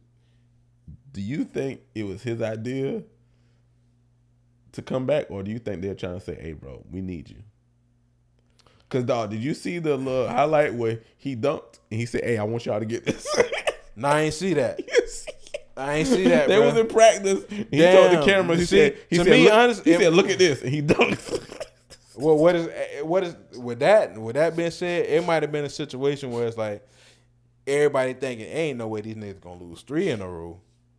They lost that third game, and that nigga probably like, nah, man, ain't even no need for me to come back, bro. Ain't nobody ever came back from 3-0. Yeah, I'm good, bro. Next year. You know what I'm saying? Like, hey, listen, when they said game 4, mind you, he said game 4 going into game 3. So he said it was that they were down 2-0. Yes, and they were coming back to the Nets. And even if you was rooting for the Celtics, everybody thinking, okay, KD finna turn up now. Yeah, they going back to the Nets. Even if they lose game 4, all the stars were out. Everybody was out. I seen Jimmy Kimmel in the. Everybody was out. Yeah, man. Everybody so it's like, you know, everybody thought they was gonna get that, man, because it's KD, it's Kyrie. I think when them niggas lost, Ben was like, hey, y'all niggas ain't finna say we got swept. Y'all got swept, nigga. What the fuck? I ain't part of that shit. Hey, Ben said, I said game 4. I'm in game 5, dog. That shit. Hey, Ben Simmons did like, bro, I don't know. You remember on Friday when the old man came out to Debo, and Debo was like, oh, you want some of this too, old man? No. Nah, I don't want none of that shit, dog. Hey, next dog, season, I'll be to back. me that dog. I ain't gonna lie. That's fucked up, dog. They should have. You know what should have happened? The Nets should have came out and said, bro, because this is why I say I think it's something psychological, bro. Dog, who keep on leaking all these meetings, dog? They having, dog. Every time, dog, somebody say, back spasms, bro. How did that get out? Then the Nets supposed to protect them. The Nets supposed to be like, nah. But the thing is, I think they always have that report going into like the game if a nigga gonna play or not. Anyway, no, they do. But I'm saying the thing is they didn't have to say, oh, he texted us saying that he woke up. Remember, they said he woke up with back pain. Yeah, see, that's too. Yeah, you ain't got to have all the intimate. Yeah, they said parts of it, man. Yeah, they said he woke up with back pain. Yeah. Damn. Like, nigga, they had to say that. And then on top of that, dog, then they said they had a meeting with him and his and Rich Paul talking about his mental block and shit. Like how crazy, bro. Who's getting that out? Yeah, that's crazy. I think Rich Paul probably leaked that, because if Shams get it, I think Shams is kind of like Rich Paul and LeBron and them guys. Hey, listen. See, but that ain't good. I wouldn't let that's that not out. a good leak. They say mental block. Yeah. That niggas think he crazy. Yeah, I wouldn't let that out, man. But that, man, that's enough NBA, man. I guess we'll get back on some more when we get to the second round, and let somebody take this bit a little longer, man, and make this make it a series. No, I think they're gonna clean it up. I know Golden State. Golden State say, hey, look, we let y'all get one game. See, we want to give y'all fans a good showing. Yeah, for sure. Hey, man, another series though before, and we ain't even got to talk about it. Shout out to the Phoenix Suns and New Orleans Pelicans. That's a really good series. Let me down though. I thought they were gonna win last night. Yeah, man. I thought they were gonna win last night. Cause I ain't gonna lie. I hate to say this, dog. Cause I know you a fan. I need Phoenix to get up out of there, dog. The reason why, before we move on, the reason why. Me and you talked about this over and over and over about the NBA needs to do something about all these superstars going to these big markets. Mm-hmm. Surprising to me, the NBA is working itself out. Every team that's in the playoffs and in contentions does not have a big three, a legitimate big three, like we usually say. Yeah, all those teams have literally got their ass whooped. I was talking to a guy at work that shout out to my homie Amir. It's like we really we're entering an age in basketball where the big three is not going to be enough. Yeah, like you have to have like a legit all around team, dog. Yeah, I mean, even think about New Orleans at this point. You know what I'm saying? You got the little dude Alvarez, who be sneaking niggas. You know what I'm saying? Like, this dude was undrafted. You know what I'm saying? And is contributing to probably helping this team move on to the second round, which was a team that was, from the play-in. So like you got a lot of pieces coming in, contributing. Like it's going into the next little era of basketball, the big three era, that's over with. You got to have a complete team. Like dudes is playing rotations of 10 players, sometimes maybe more in these playoffs, bro. You know what? And I just said this maybe like 3 hours ago. I don't even think it's the players. I think the level of coaching has risen. I don't think you just got these. We getting rid of all these old coaches. We getting the new coaches in here, and I think the new coaches are bringing a different style of basketball where you playing more people, where you taking, they doing more schemes and stuff. They're not doing like what KD thought. Like KD thought, like what you even said. KD said, he like that one-on-one. Did he really think they were going to let him do one? Because one thing I would say from that series that I noticed, they were touching that nigga, dog. Oh, yeah, it was a physical series. Like, dog, I seen one highlight. I didn't get to see game one. And I was like, damn, was that a fucking foul? They didn't call that shit. Let them niggas play. Yeah, and now take it back to what earlier in the season they wasn't really calling a lot of fouls. Yeah. So if the emphasis early in the season was not to call that many fouls, what you thought they was gonna do during the playoffs, they probably was gonna turn that shit up a little bit more, which they definitely did in that series. It's been talked about in the Memphis series where they was like that. I forgot which coach it was, but they was like, man, these motherfucking refs is like arrogant. Like, you know what I'm saying? Like, so it's like they not really calling the foul. Like, this might be a new NBA where it's like, hey, bro, don't be looking for that whistle to save you every time. Exactly. Because look at it, dog. It's James Harden. James Harden is not the same James Harden. James Harden. Because James Harden used to getting 14 points. Off free throws alone. Exactly. Now the nigga might get damn fucking, 2 trips to the free throw line? Yeah. He ain't getting it like he used to. So my whole thing is I think, dog, there's a new, I guess the new way they playing is like, hey, okay, y'all want to do super teams? We'll change our style up at reffing and coaching. Yeah. So, but I'm happy, but I still need Houston to get up out of there, though. I need Phoenix. I don't want to say Houston. Yeah, Phoenix.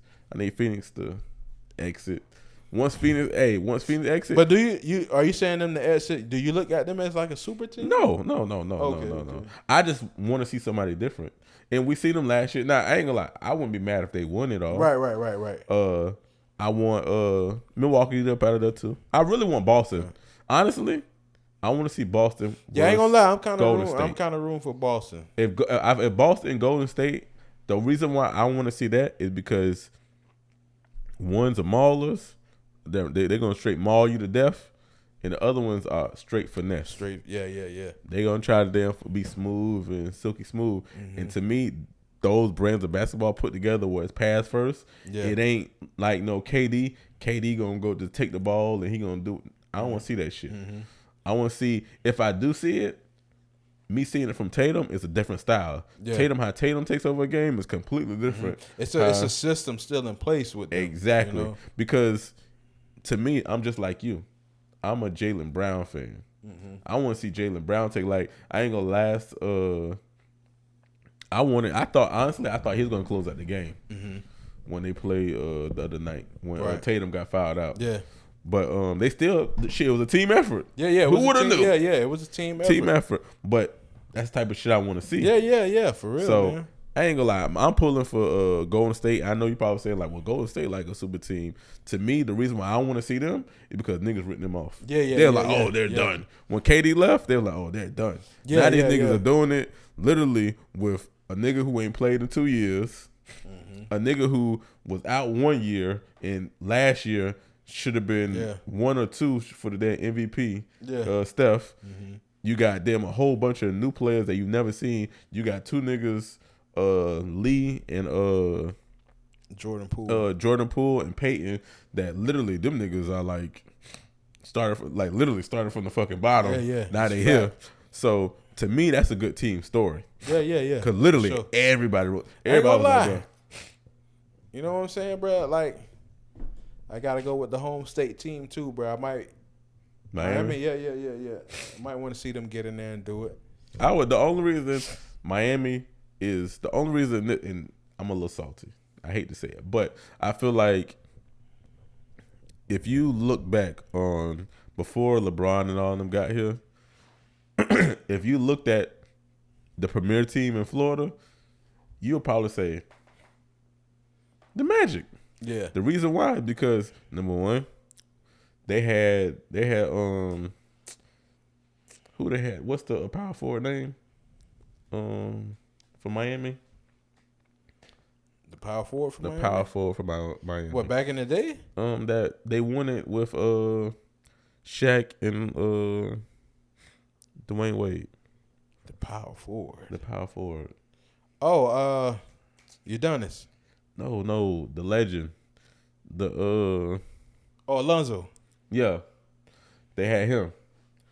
That's probably their biggest player. Yeah. That's their biggest player, right? We had Shaq. Okay. But then of course Shaq don't play for Miami.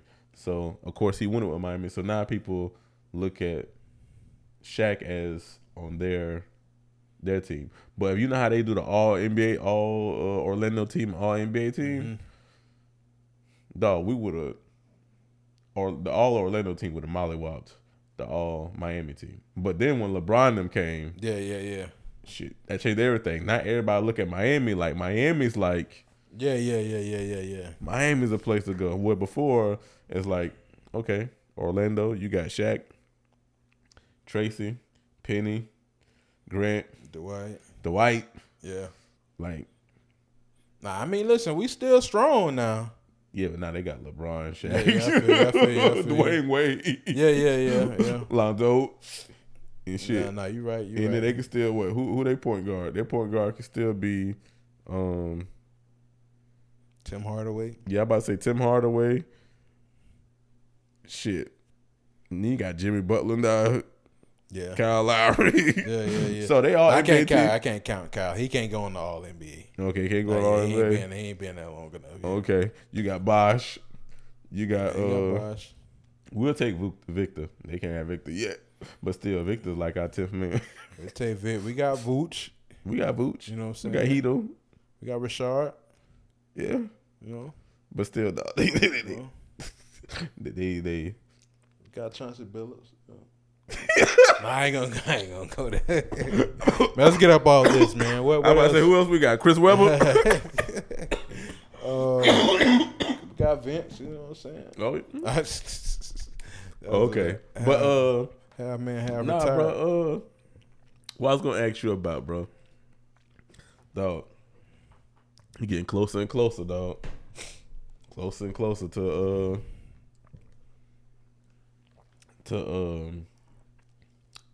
the MultiVerse of Madness, bro. Oh yeah, man. I feel like it's taking forever to get here, bro. No, I ain't gonna lie, bro. I can't wait. Let me ask you this, because I don't think we've ever. I want this on camera, so we could. If we're right, we're right. If we're wrong, we're wrong. Mm-hmm. Of course, nigga, everybody saying damn near. According to everybody, nigga, we're supposed to get introduced to damn near 20 million different new characters. But if you had to just put it on tape, give me 5 characters. Give you 5. All right, so I'm gonna go with, of course, I think Patrick Stewart even came out and said that he was in the movie, so we know we're getting Professor X. Okay. Which is very interesting because I feel like it might be some kind of little flip flop with that shit. Yeah. So I'm gonna say this. Okay. Just throw another curveball in there. He might be the curveball, and we might fuck around and get the younger version of Professor X, the guy that played him in like X-Men United. Mm-hmm. What's it, X-Men United? I think it's one of those X-Men. Can't remember, but that second wave. Yeah. But so I think it might be him because that just seemed like too. I mean, they kind of threw it out and let us know that it was Patrick Stewart anyway, with letting us hear his voice. I'm gonna go Reed Richard because we getting Illuminati, so he got to be there some kind of way. So Reed Richard. I'm gonna go. That's two. For sure, a different version of Captain Marvel. Okay. I'm trying to think of some things that we don't, because I don't want to say things that I kind of feel like I know is there. Mm-hmm.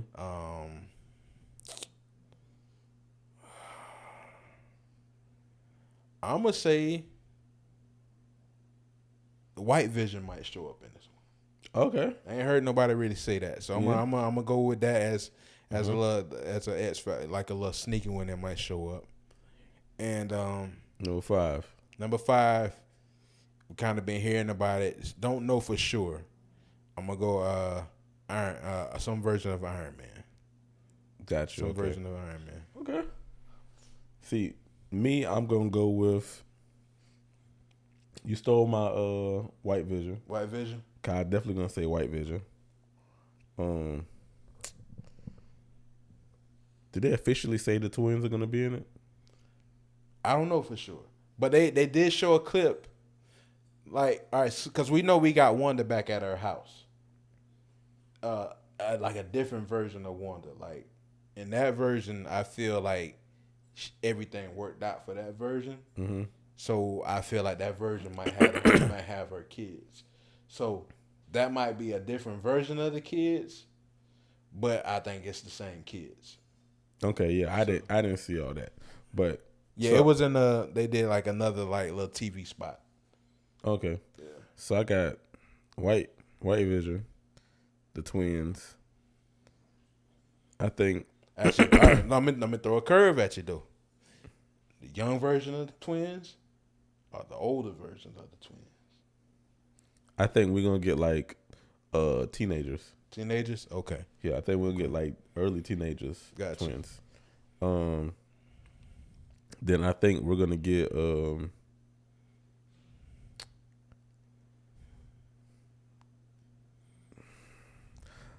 don't know which I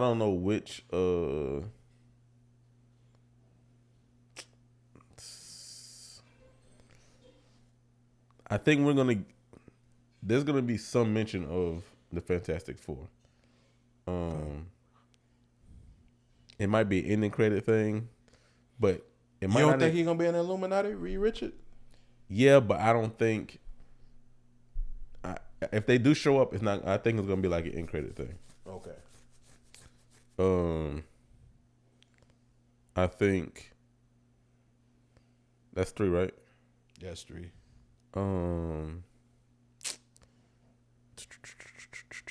Let me go with. People said Wolverine. I don't think we're gonna get Wolverine. Yeah. Nah, Wolverine. That's a stretch. I think we're gonna get. I don't think we're gonna get an Iron Man. You don't think so? I don't think we're gonna get another version of Iron Man. Okay. I think we might get another. We're definitely getting another version of. Well, you see that in the previews. Another version of Barry Mortal? No, of what's the name? Doctor Strange. Yeah. So it can be several versions of him. Yeah, so put like this. So playing off of what we seen in What If, I think we're gonna get a different version of Black Panther.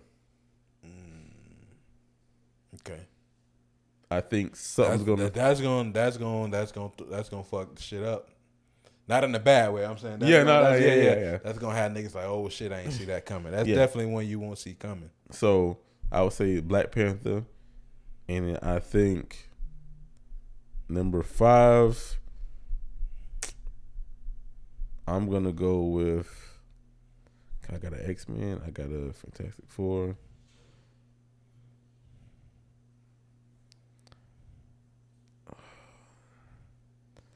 I think.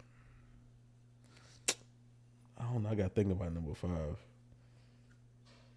Because I know, to me, I feel like they got to set up some of these movies because right now, Marvel's in a weird space, to me.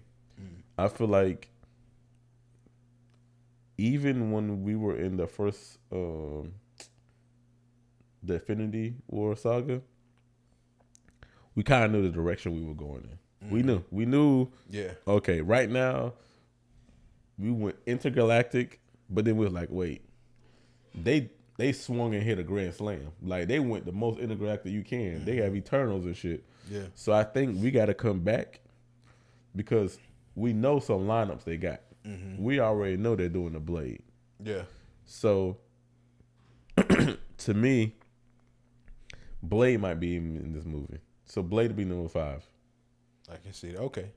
Yeah. So I'm Blade gonna will throw be one number out 5. there that I just thought about because we know Wanda just kind of gotta all be centered around her trying to figure out finding her kids, right? To a sense, they gotta be part of it. So she gonna have some questions. Mm-hmm.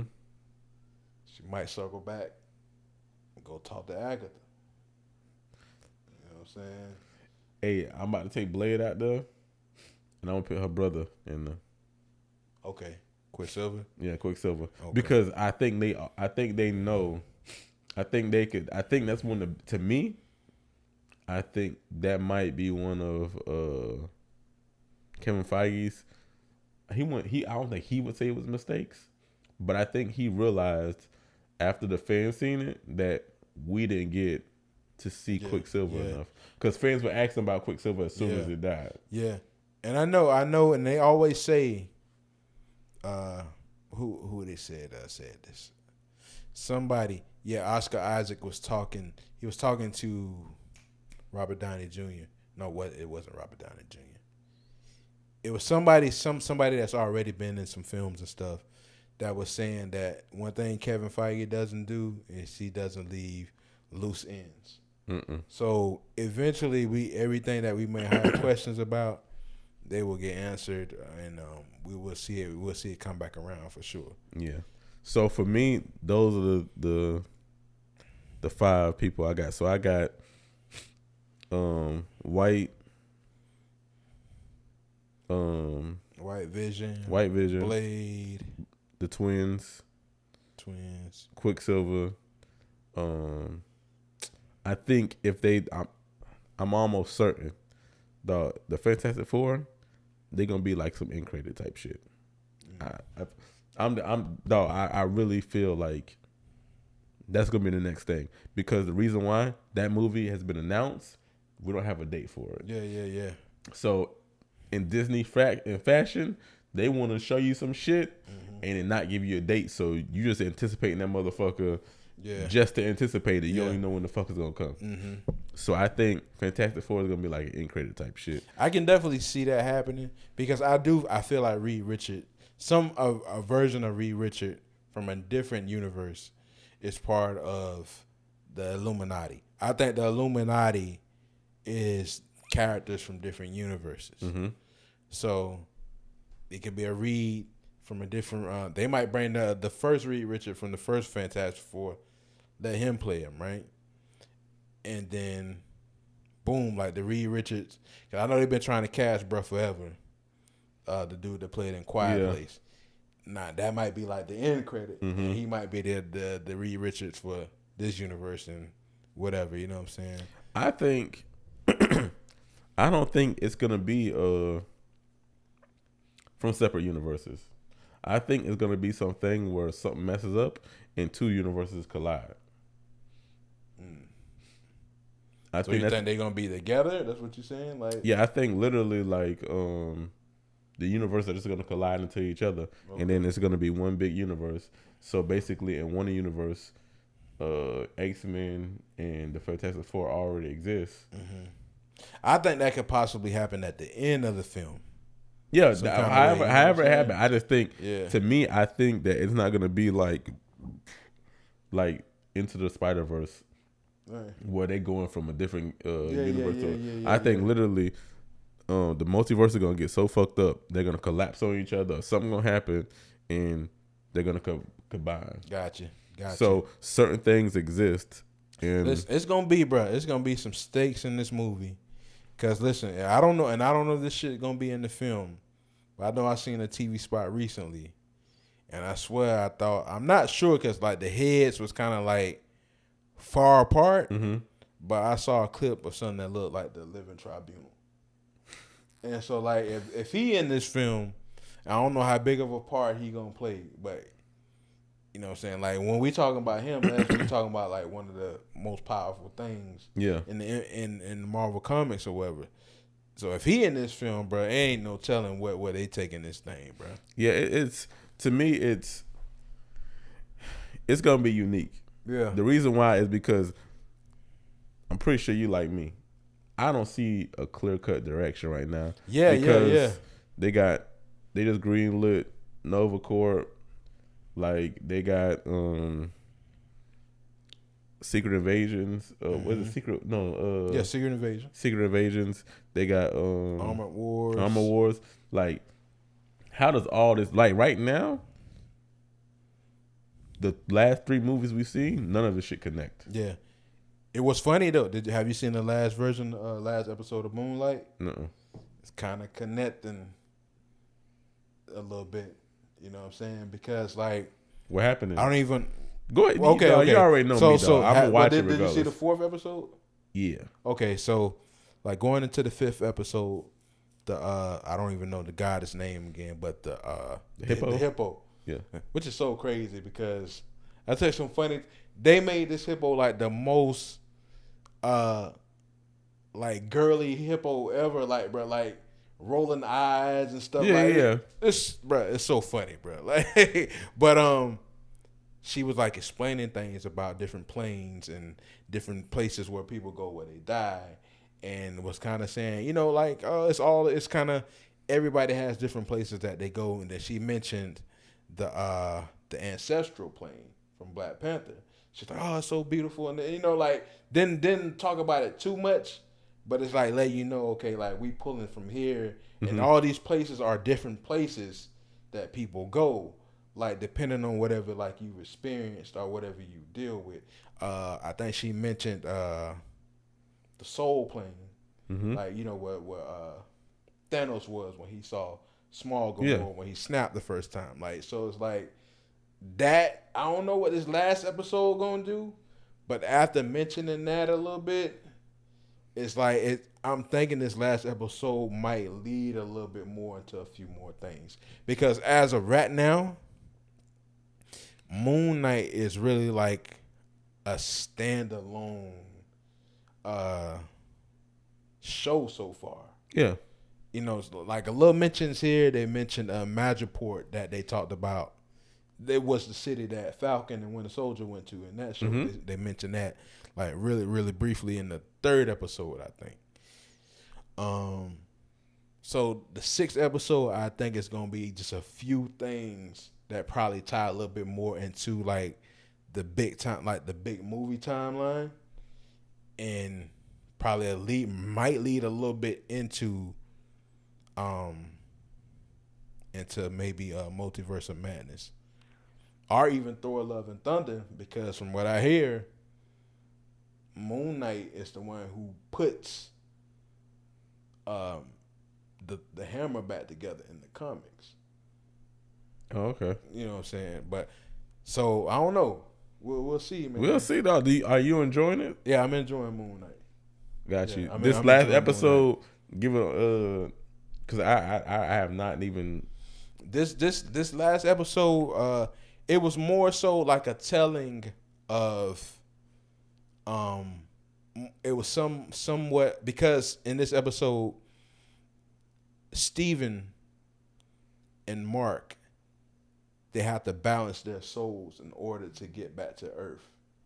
right? Okay. Because they're kind of like in purgatory or limbo, or pretty much their version of the ancestral plane. Gotcha. Right? So, the hippo is like, okay, y'all gonna be stuck here, and these souls gonna tell you, y'all gonna be stuck here, and you ain't gonna be able to go nowhere if your hearts, because she took their hearts out of the body, and they got a feather, and it has to weigh out. Right now, it's like balancing, so they had to go through like all these different doors, and look at this trauma that both of them went through, in order for their hearts to balance with the feather.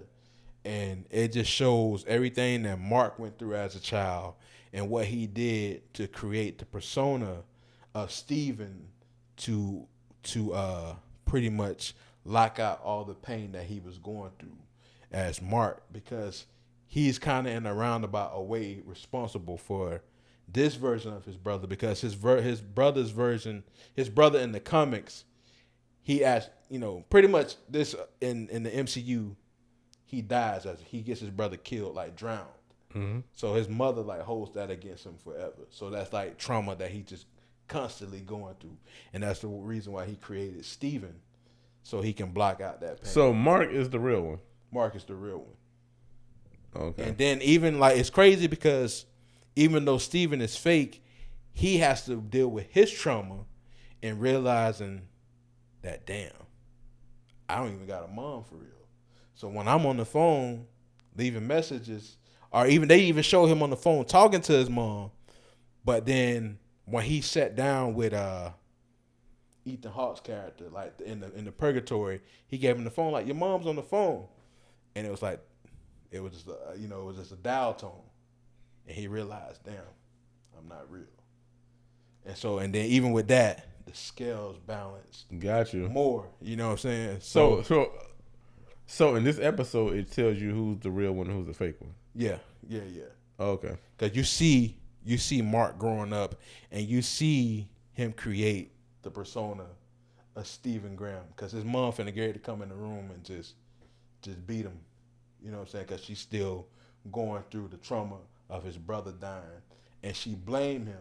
So like he constantly gets beat or whatever, whenever I guess it comes up in our mind.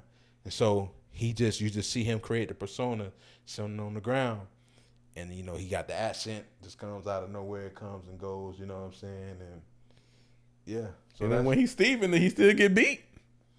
Yeah, he get beat. You know what I'm saying? But like from what his reasoning was for creating Steven was because he created it off. You remember the movie they showed in episode 4? He looked at Stephen Graham in the movie as not being afraid of anything and can take on any kind of pain. And so he felt like I created him to take my pain. Gotcha. So, I mean, Stephen was still getting his ass beat. But at the same time, Stephen has no memories of that, of getting beat or nothing. You know? That's crazy. So in Stephen's mind, it's like anytime something goes on, it's like all right, for instance, like he went to his mother's funeral as Mark. He was drinking. He was outside the funeral. The dad saw him, told him to come in, and he just walked off. And then Stephen took over, and then he got on the phone. And he was like, "Hey, Mom, I don't know where I'm at again. I don't know how I got here. I'm on my way." You know what I'm saying? So it's like he don't know what the fuck is. It's hard to explain. That might even be a plot hole in a sense. You know what I'm saying? Because you think you would remember if a bitch is beating on you, like, you know what I'm saying? So like I thought like literally you would think that the reason he's making this is so that persona could take on what's going on in that instance. Right. So you would create a Mark so Mark can handle the beatings. Because Mark is a tough guy, so Mark will handle it. And Mark, when he grow up, he gonna remember getting beaten. Whereas Steven, it should be reversed. Where Steven be like, "Well, shit, I don't remember getting beat." Because in Steven's mind, he didn't get beat. Mark got beat. So it's kind of weird that. But it's like, and then I'm thinking like too, maybe this nigga take the beating, boom, and then go right back into whatever, and then in the mirror world or wherever he is, when Mark is out, he like experiencing like a whole nother life. Maybe that nigga looking at that shit at when he takes over as Mark at some time, it's like a dream. And remember, that's the third person too. It is a third person. The only thing is we don't know who it is, but we know he killed the. Well, it wasn't a boy, but he killed. Boy, it was the boy. He stabbed him. Because remember, he was like, I thought he stabbed the man, and he made the boy walk out and jump off the cliff. No, yeah, the boy did jump off. You're right. Yeah. So, and remember, they both was like, I ain't do that or whatever. You know what I'm saying? So yeah, and the third one was locked in the thing. I think that was shaking, and they was like, what the fuck is, you know what I'm saying? So I think I forgot they said the name of the other character in some video I was looking at, but they don't know for sure either. That's just a speculation. But yeah. Okay, though. Wow. So yeah, I'm liking the show, man. I'm fucking with it, man. Okay, though, I ain't gonna lie, though. It's different. I still be tripping out, bro. My son, bro. They still get this it. This man be loving this, bro. Hey, look, I ain't gonna. I wish it's so crazy. I ain't gonna lie. As like when you a dad, bro, and you have a kid that gravitates to stuff that you like and stuff, it's like I don't know, it's kind of weird, but like it make you happy, but also be like, still good over there? We good. But it's crazy because like for instance, my son, the crazy thing, he don't even really fuck with sports like that. Like my son is not big on sports. Yeah. But if he sees me watching a basketball game, he'll be like, "Hey, Daddy, who's the red team?" I'm like, "Oh, that's the Chicago Bulls." And he'll be like, "Okay, I want them to win." And he just got a grasp of sports because he started playing basketball. Right, so he'd be like, "Yeah, 3-pointer," and he will sit down there and watch it with me. Right. But it's like, is he watching it because he know that Daddy likes it and he just want to watch it with me? Right. But he still gets it. Yeah. So I only know how you feel when you like watching a show and you like, yeah, dang, he gravitated to it. He want to know more. And Right. Listen, like if this nigga knew that every Wednesday the show drop, he'll put it on before I put it on. I already know. Cause like he go back, he done looked at these episodes more than I done. He done did second, third watches by himself. You know what I'm saying? So and he just watches it. He just watch it. I mean, bro, and just like, you know what I'm saying? Know the difference between the personalities and all of that stuff. So like, yeah, man, he dig it. But like, he like WandaVision. Like, you know what I'm saying? Like, if he like WandaVision, he'll probably like any of it. Yeah. But I ain't gonna lie, it's the first episodes he ain't fucking with it. Cause you know those was like the black and white joints. Yeah. Like he got more into WandaVision like around like when they came to the Halloween episode. That's why like from then on he watched everything. You know what's so funny is my kids love black and white shows. Yeah. They like retro. Like they'd rather watch right now the Mickey Mouse that was made for our parents. They'll watch that shit. They'll watch some Mickey Mouse that made in 1960 something. That's crazy. I don't know why, but they rather watch that than the new one. But the crazy thing about Marvel, I don't know what to say, dog. I want to be more hyped, but I feel like they're still like, I thought this, you know how they say it's supposed to be like a little snack or a little break before movies. But the thing is I feel like there's something missing, dog. There's something missing that like even Falcon and Winter Soldier had. Like to me, when you see Falcon and Winter Soldier, you still it's a Marvel production. With WandaVision a little. With Loki, it's a Marvel production. Yeah. But even with this one, with Moon Knight, there's something missing. I don't know what it is, but there's something missing that's stamping it as like this is a Marvel production. It's just something. I don't know if it's just. I don't know. And the crazy thing is, I know I keep on saying crazy thing, but the weird thing is that maybe it's because we've never seen a true boots on the ground superhero like Moon Knight. Because Moon Knight to me is like the first boots on the ground character like this. I think Shang-Chi I think Spider-Man, those boots on the ground, they still had flair to them. Where Moon Knight is kind of like something you would see. It reminds me of Johnny Blaze, like when they did the Knight Rider movie. He kind of feel like that, like Ghost Rider. Ghost Rider. Well, you would call him Ghost on the boots on the ground though. Who? Ghost Rider. No. Just on that film that they did. Okay. Not in this universe. In this universe, I think he's gonna play a way huger part than what he did in the movie with Nicolas Cage. With Nicolas Cage, it was just to me like a boots on the ground, just level type character. It just like the movie production was like kind of the same as this show. Yeah. I didn't feel anything like nothing drew me to it. Right. Nothing made me say, "Whew, they better come out with a Ghost Rider too."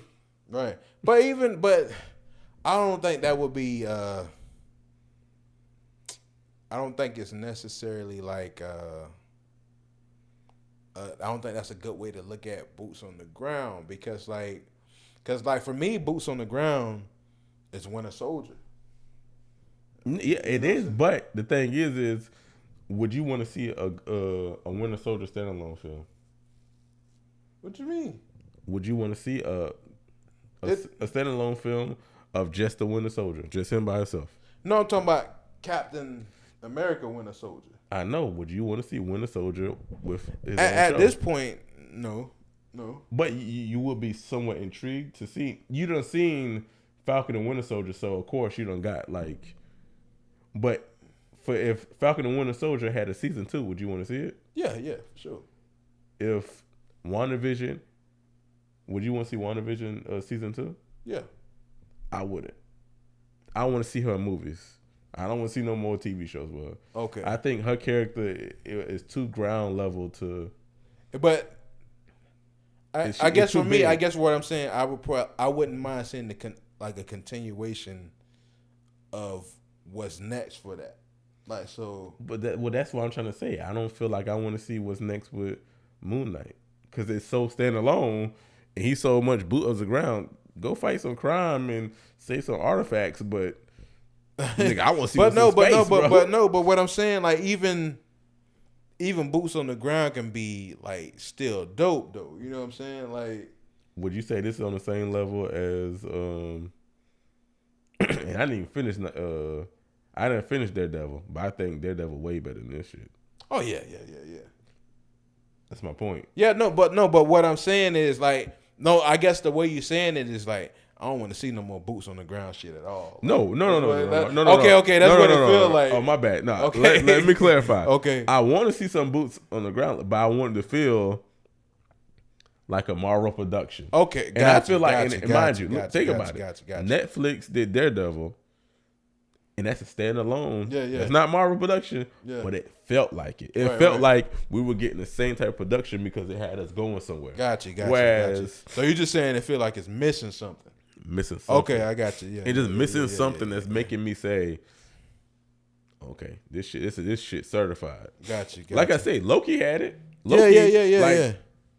Give me Loki season 2 and 3. Mm-hmm. Got you. But like I say, there's certain shows. Like for instance, I don't want to see I don't want to see WandaVision. That storyline. Mm-hmm. She's too big. Go do her big thing. Yeah. But see, when I say that, it's more so like I wouldn't mind revisit because we're gonna revisit that because we already know we got Agatha. Yeah. So I guess in my mind that's WandaVision part 2 to me in a way, kinda. Yeah, but it's not gonna be with WandaVision. Like WandaVision, just the character. Wanda now is basically the Scarlet Witch. Yeah. To me, I feel like we don't need to see her on this level. Whereas Winter Soldier, bro, but at the same time, what if the next season of WandaVision doesn't necessarily mean we go back to that level though?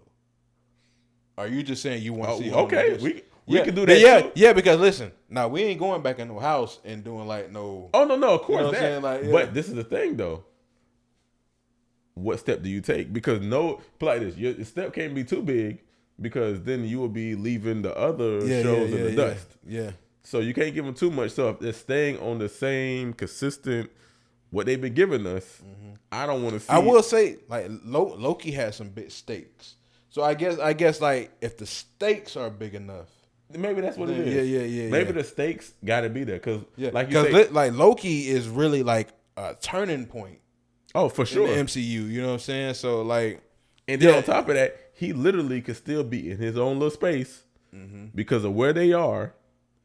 And it doesn't even, it affects the MCU, but it also is a separate thing where we can still be intrigued with a season 2 and 3. Yeah. Whereas with Winter Soldier, like I say, he's ground level.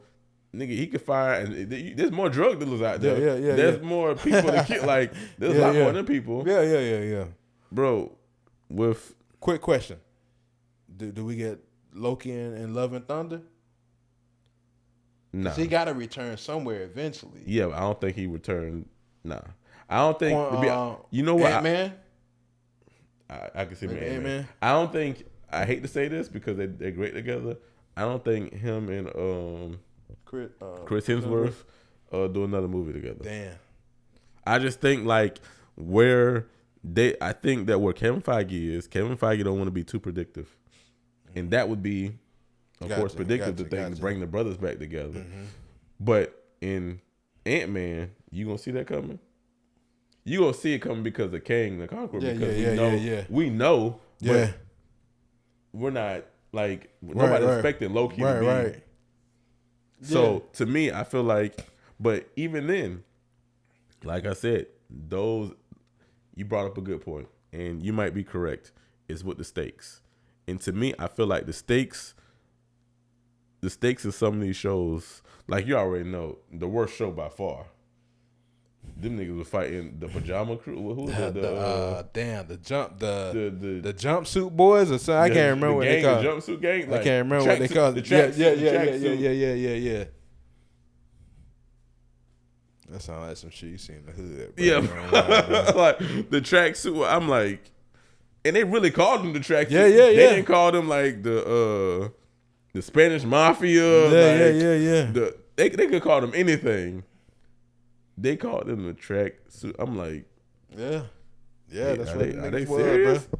Tracksuit. Was it Tracksuit Mafia? I think it was Tracksuit At least Mafia. Throw Mafia on there or something, bro. Yeah. It was horrible. But the thing is the stakes were him getting home for Christmas. Yeah. Literally, bro. The stakes was him getting home for Christmas. Yeah. Do you think I want to see another? Bro, I'd rather watch Arrow and whatever. Yeah, for real. Like for real. Like I don't want to. But same thing goes for. What's the other one we had ranking low? I mean, for me, that was the only one that. Oh no, that by wasn't far good to me. Like that one was like, honestly, that wasn't even worth my time. Like I wouldn't, if I wouldn't have watched none of them. I felt like when I think about it, I'd be like, bro, I was going back every week, just like, I know they finna turn. Oh yeah, they got to turn. They got to turn. I think honestly, it was only one episode where I was like, it was episode 2. You told me about the one. Was it episode 2? I can't remember. Yeah, because that's the one where they did the little car chase, and you was like, "This is the most." Because you watched it before me, because you said that this is the most action. Yeah. And maybe the last episode was part of maybe the last episode where they like was infiltrating, but everything after that was kind of like, ugh, man. Shit, and then when they had a shootout on the skating rink, I can't even believe. I know Kevin Feige didn't see that shit. I know Kevin Feige was on honeymoon or something, dog. He was somewhere, and they like this. He was like, man, they gonna put out something good. Yeah, there's no way. But that one was a disaster. I just think that whatever they go in now, because this is what scares me. They greenlit Echo. And I feel like Echo might be a good character, but because of where she coming from, I'm not interested. Yeah, it's gonna be tough to get me. I'm gonna always check everything out, bro. But listen, I'm not interested. You better not put that bitch out there at the wrong time, cause listen, I'm waiting the boys and all that. Like if a boy season 5 is coming out around that time, you might not catch me. No, listen, I told you, bro. Like no lie, I'm not checking it out. Just like I think we've done this before. I forgot what. Yeah, matter of fact, this was the show. I didn't really watch this show. You had to tell me about it. Dog, there's certain shows. What show? What show we talking about? Hawkeye. Yeah, Hawkeye. Okay, matter of fact, I don't think I watched Hawkeye. Yeah. I think you told me about Hawkeye. I was like, Hawkeye was not worth it. I was just literally watching, saying, I know y'all gonna do it. I know y'all gonna give us something. But Hawkeye is they dropped the ball on that one. Yeah. But these shows, like to me, I think I told you about this. What the week before last? Not really interested in She-Hulk either. Yeah, I feel you. Because the reason why, hey, look, if they find a way to do this shit and we get Planet Hulk. Oh no, we ain't. Yeah, I don't think we'll get it out of this. If this like turns into like something where we get a Planet Hulk, I'm down for it. Because I think that's what they should do anyway. But then I don't think they're going to. Yeah. I don't think we're gonna get like a proper send off. Because to me, that's just how we had a proper send off with Iron Man. A proper send off for the Hulk is Planet Hulk. Yeah, for sure. If it's a send off, then we definitely got to do that. But it's like in a way, movies. I feel like they kind of tried to give us some of that in Ragnarok. You know what I'm saying?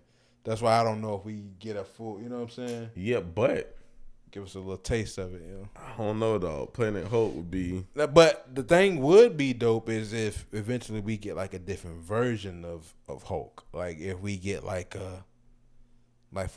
eventually we get like a world breaker Hulk that we have to bring in. That's just like, I think that's like the most powerful version of him. You know what I'm saying? Like some kind of different version that we get of him. You know what I'm saying?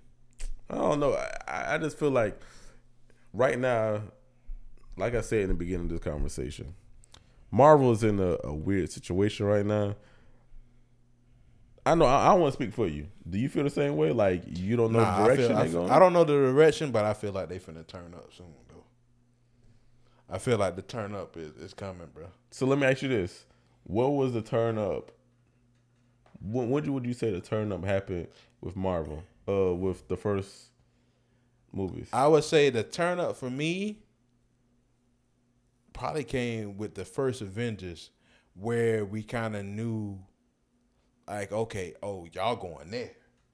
Like it's like okay, not only that y'all going there, like we talking about Thanos. You know what I'm saying? Okay. Like, so y'all, we ain't playing, we going way up. We ain't just doing no play shit. Like, it's cool. We got, all right, y'all did it a little bit with Thor, so we know we playing with people that really is out here with real powers. You know what I'm saying? But now y'all bringing in Thanos. Okay, so for me, once you bring in Thanos, it's like, okay, it's no limits to where y'all will take it eventually. Gotcha. You know what I'm saying? And that's the in Avengers. Is that when we got the end credit scene where Thanos say to play with the Avengers is like courting death, and he turned around and did the little smile, And at that point, I feel like. So what movie did we see with the end credit scene where he was like, I do it myself. When you want something done, you gotta do it yourself.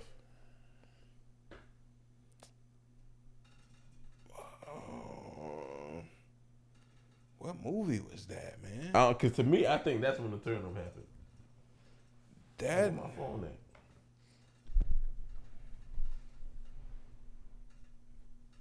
Damn, I don't know. Because I think that's the official. Oh, there you go right there. I think that's the official turn up spot, dog. Yeah, I don't know what movie that was. Let's see. Was it Avengers 2? I think it might have been Avengers though, first one. No, because the first one it was after they lost. They lost, and so they went back, and bro was like, Loki lost. So like he was like pretty much saying like, hey, the Avengers is like no joke, like. Oh, it's the Avengers Age of Ultron. So second one, okay. Yeah, I couldn't really think about it because there was really no reason to show him there. because like it was nobody that was kind of like working for Thanos there in that one. So I can really, I don't know. Yeah, Dog, but I ain't gonna lie, dog. I think that's when like the turn up, like, cause we knew he was coming. We knew he was coming. And then, yeah, so yeah. I think that was like, Gotcha. Okay. Like, yeah, he finna come down. Yeah, there. Yeah. Yeah, we about to. Yeah. We about to get busy. See, for me, it started with Avengers 1 because it's like, it was like, okay, eventually. Yeah, eventually we're going to get him. You know what I'm saying? And even with that, I think they even pivoted in a certain way because, you know, in the comics, like, a lot of what Thanos did in the first, like, Infinity Gauntlet story was to impress Death. Which is why bro was like, you know, to fuck with the Avengers is like courting Death, and that nigga turned around and he smiled. He's like, shit, I'm trying to get with Death anyway. That's boo, you know what I'm saying? And so I think they went away from that and just was like, okay, we can't make that be the main reason he want to destroy half of all people in the universe. We got to make it give him like more of a reason to do the shit. And they went away from that. They even went away from, because Thanos was actually going to be practical at first. You know what I'm saying? And what's funny, a lot of people don't know, the nigga who was playing the practical Thanos in Avengers 1, he's actually in Civil War as like one of the goons that's working with what's the dude, Batroc or whatever? Not Batroc, Crossbone. In the first act where they was over in Africa. Okay. Yeah, and black dude got a strong ass jaw. If you see him, you'll know him. Got you. Okay. Know, that's Thanos. You know what I'm saying? And he was the stand-in for Thanos at first with all the stuff on and all that. I know he was like, so y'all just gonna make me just thug number 3 now. You know what I'm saying? Hey, but it's interesting how they pivoted like that, because if you could go back, do you think Thanos does the Infinity Saga first? What you mean? Like, I don't think Kevin Feige knew. Like, I don't think he ain't playing out this far. Me personally, I don't think. I think he's seen what he got, and I think like, okay, we're gonna connect this to this to this. To this, to this. I think it's like, I feel like it's like this. I think it'll say, okay, whatever this block, however we get to Infinity Saga, that's however we want to get. Whatever in between that, we can figure it out. But I know by here, all right, we got this many amount of films that we want to do here. With all these films, eventually we got to get to Infinity War. So you think so you thought, well, let me ask you this. If you were Kevin Feige, do you think, because hindsight is 2020, right? Do you think the Infinity War should have been the first story told? The first saga? That's a good question. At this point, yeah, I'm not mad at it being the first one, because we got so many little small ones in between that. Now, you could probably argue that okay, maybe Ultron could have been dragged out a little longer, maybe, or done a different way to because that's almost like a saga within itself. Some people say like another one is you could have really actually made Civil War the saga that it should have been, maybe like a 2-film arc. Yeah. Because that was like a big arc in the comics. So those are two things where it's like, okay, you could have did more here and here. And Civil War changed so much. Yeah. Civil War, like the effects of Civil War still play in today's movies. Yeah. Yep. So the reason I ask you that is, me personally, I think, mind you, hindsight is 2020, and I'm glad I'm alive to be able to see it. Yeah. So I love the decision to go with it first. Yeah. But I think if he could do it over and get complete dedication from all his actors and say, hey, look, you're going to have a 10-year run, you're going to have a 15-year run, you're going to have and basically they have to do the movie without them saying, hey, I'm tired of this character. Yeah. I think he does it differently. What you think he do differently? Everything. Everything? The reason why I say that, because timing played a part in everything, right? Of course, like I say, hindsight is 20/20. Are you saying like if he had all his characters? Well, that's what I'm saying. Hindsight. Yeah, of course. Yeah. Well, but that's the thing is hindsight 20/20. If he knew he was getting the characters that he was getting when Disney bought Fox, I think he would have held off. It would have been tough. But like, so what stories do you tell in between those 10 years?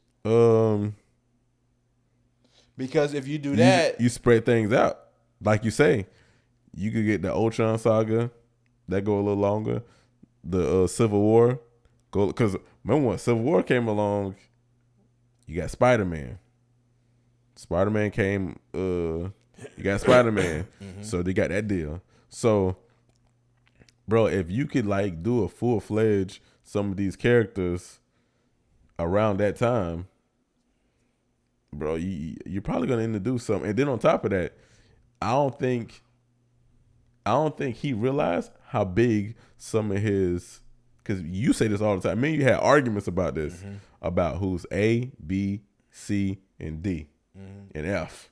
Yeah. Bro, a lot of his damn B runners, a lot of his C runners are selling toys right now. Yeah, for sure. That niggas are watching movies right now about these people that they weren't never though damn fucking people that you be like, oh shit. I'll say this. If he had an opportunity to go back and do it, just say it's like, if he say, okay, if somebody said, okay, bro, you here with everything you know now, you can go back and tell the story this way. And you know exactly when you get your characters. I think he would. It's so hard to say it because like it almost went together so perfectly outside of the only thing, and really really only two things, and that's having access to Spider-Man and the X-Men in a way, right? But like it almost worked out perfectly because it's like you told these small arcs to certain characters, and you didn't have too many characters to work with, but you had just enough to ensemble.